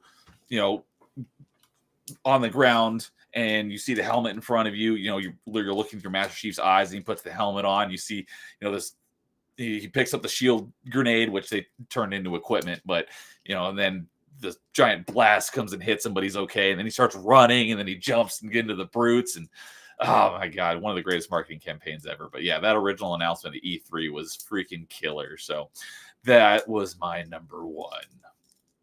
And I hope that there are some Halo fans out there that are as moved by that announcement as I was. I'm sure there was, because I know hearing the people in the crowd when that came on, like everyone was like hooting and hollering and screaming and stuff. And that was a highlight of 360 gaming era. So. But did he have a poncho? Oh, the Halo 5 announcement. Yes, that was a letdown. Or wait, no, was that 5 or was that 4? I think it's 4. I think no, it's 4. It was 5 because the poncho was Halo 5 Guardians. Because it was I'm almost positive it was the Halo 5 announcement where he was wearing the poncho, which it's like he's wearing this high-tech suit of armor. What does he need a poncho for? To protect him from the sand? Because it looks cool. Space. I think ponchos are dumb. Speaking of Fallen Order earlier, I that was one of the collectibles with all the different ponchos. I always went to the one where you're not wearing one because I thought the ponchos were stupid. I want to actually see my character, so I never wore the poncho. I think, the piano thing is what gets me. And then I also, just because this has been one of our shorter episodes, Neil, I don't know if you're cool with it, but I think the people that are watching, I think they should definitely experience all of our number ones. So if you're cool with it, I have them all pulled up. So if we want to, we can just share them if we want to. I like it. So we can just share the number ones. Okay. Yeah. Dude is saying that Halo 5 had the poncho. That was still when Halo could get some buzz. So yeah, I love it. Let's go ahead and show the Halo and the Final Fantasy 7. All right. Hopefully this works because I've been having issues with the audio on this stuff. We look good? All right. Yeah. Let's see. So yeah, this is Halo 3. Yep. Audio.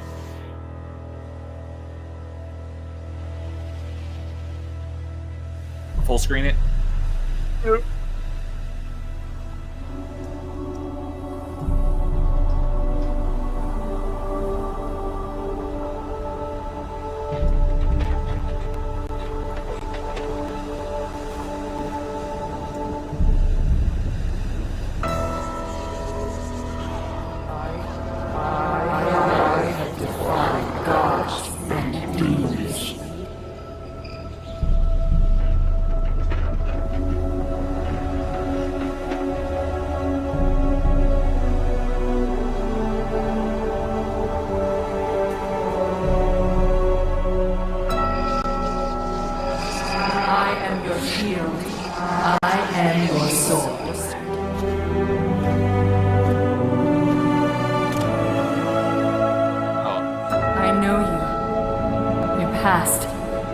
Your future,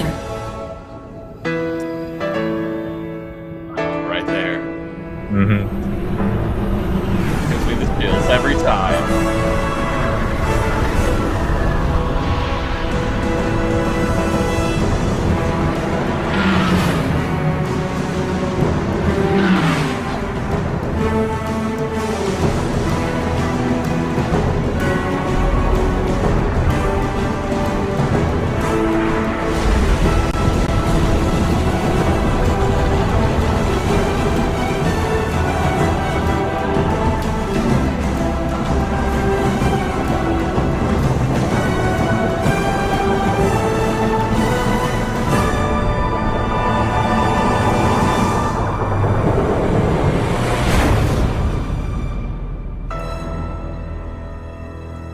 This is the way the world ends.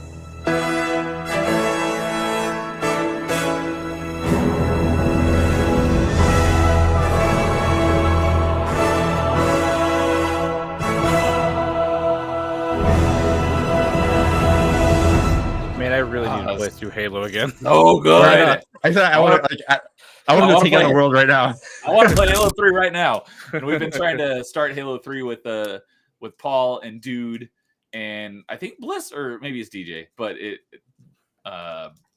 schedules have not aligned yet. But it's likely that we're going to finally start Halo 3, not this Sunday, but 2 Sundays from there, which I think is like the 14th or something. But yeah, such a good. Yeah, no, I'm just watching that. Like, you were at the piano, which is so good. And then I forgot that it went into the actual. I forget what the name of the song is, but for the Halo, but the main theme, I forgot it cut into that. I'm like, all right, I'm ready to I'm ready to go. So good. The only thing I wish, I mean, there's other ones that have it, but the one that you showed didn't have the crowd reaction. I love that one too. Oh yeah, I can. Yeah, for some reason I didn't have that one. Yeah, so Right, it's no big deal. And That's such a then great announcement. yeah, and then I forgot they were talking about World of Final Fantasy before this announcement. But yeah, Many years ago, Square Enix released a groundbreaking title that went on to become one of the most beloved games in PlayStation and video game history. Tonight, I am proud to announce that by popular demand, we have a very special treat for everyone.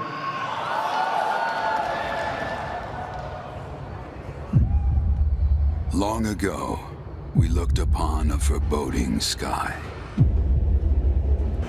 The memory of the star that threatened all burns eternal in our hearts.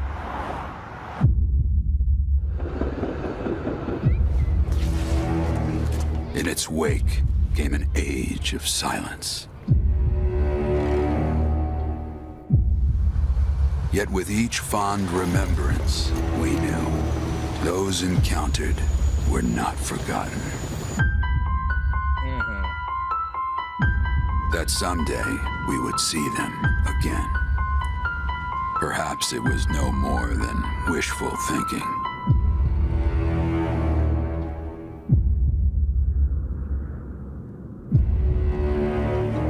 But after the long calm, there are now the beginnings of a stir. The reunion at hand may bring joy, it may bring fear, but let us embrace whatever it brings. For they are coming back. At last, the promise has been made.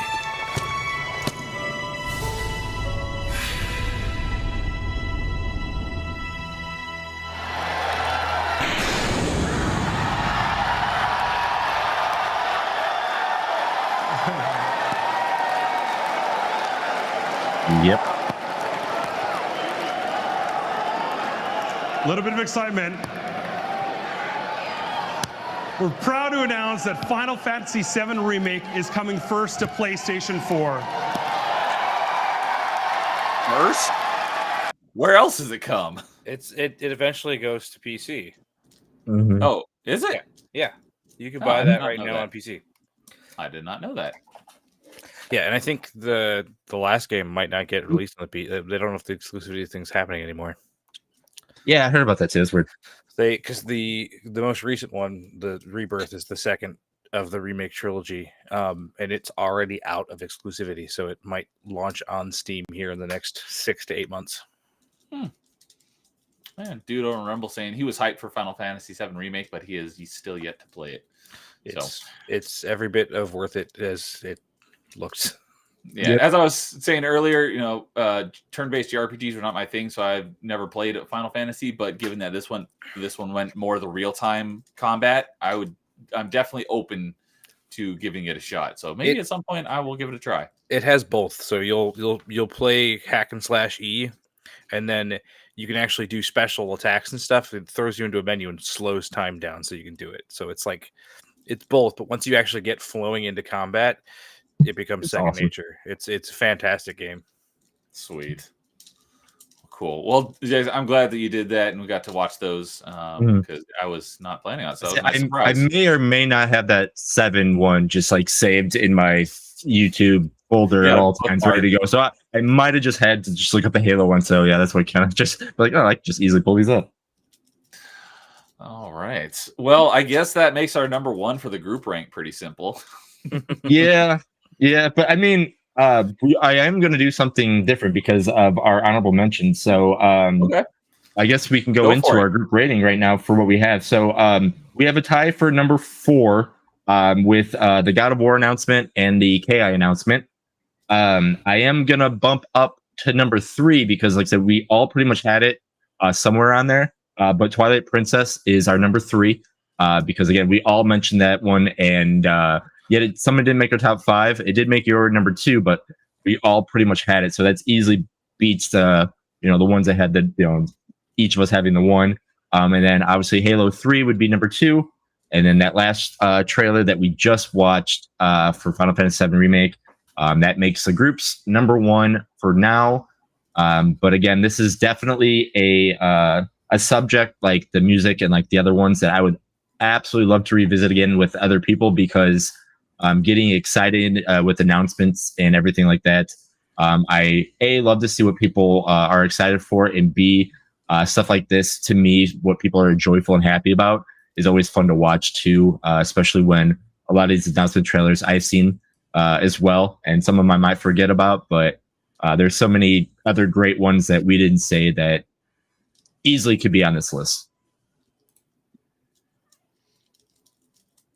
All right. Yeah, as usual, if anyone wants to, if you ever have any ideas for topics for top 5, let us know. We can make that happen at some point. If you want to be on one, let us know. If you want to revisit a topic we've already done, let us know. This show is all about having people on and, hearing what you guys have to say. So, but yeah, with that, I guess we will go ahead and wrap it up with our short episode of 2 hours. Our 2-hour episode. Considering most of them are like 3.5 plus. But Tyler, you got anything you want to plug? Not presently. I will say that I am on most socials, including Twitch, as Team TGN, as you see in the parentheses there. I used to stream off and on way back when, but I haven't in the last few years. I have been considering jumping back into it. We'll see if doing stuff like this sort of gives me that itch once again, but at present I am not. So, but it's great having you on. Yeah, it was great having you on. Thanks for joining us. It was great. So, and yeah, we'll definitely have to connect at some point for some Destiny. You got to just hit me up, babe. So, all right. I would say, well, I mean, Jason, you might have stuff on your own channel that you might want to plug. I don't know, because we have not planned anything for top 5 for July yet. So no, not yet. We're still figuring out what we're doing for July. So again, if you are a guest that would like to be on anything in July, let us know. If you just want to be a guest, so we can tell you what the subject will be. You could do that too. If you have something that you want to be on and we haven't figured out what we're doing for July yet, do that as well. Yeah, exactly. Go back and watch the last episode of Shovelware, where a certain panelist on this right here might be our current champion.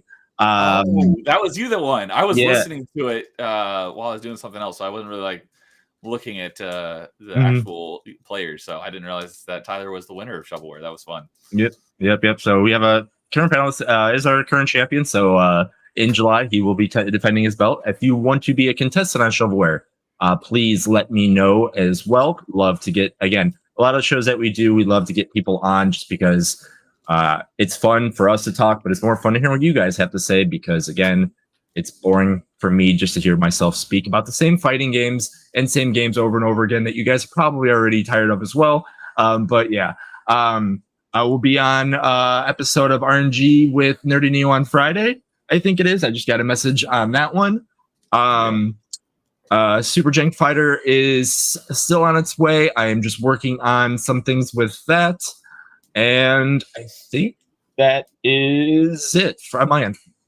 Okay. Yeah. For anyone who doesn't know, Shovelware is great. Go watch the first 2 episodes. It's Jason put together a Jeopardy-like video game show, and it is great. So they're pretty short. So go give them a watch. They're about 45 minutes. And yeah, if you want to be on, I was on the first one. It was a lot of fun. I would be happy to be on again. If Jason's open to having me, it was a lot of fun. But yeah. As we said, we don't have anything figured out for top 5 for July. So if you want to, put a bug in our ear for a topic, we're definitely open to it.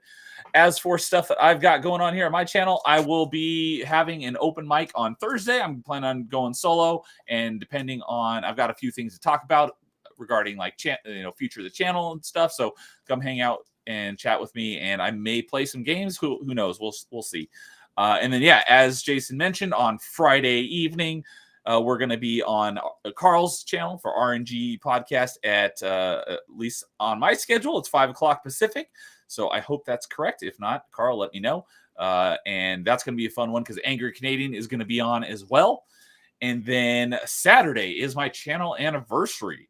So that'll be my 1 year since my first thing I did on my channel, which, I mean, technically the first thing was a walkthrough for a game, but that doesn't really count. The first thing I consider to be the first thing on my channel was my stream with DJ Access and Gino95, where we were just talking about Mega Man for about 2 hours. So the anniversary is on Saturday. Well, we'll be having the next episode of Party Chat at the usual 11:30 a.m. PST.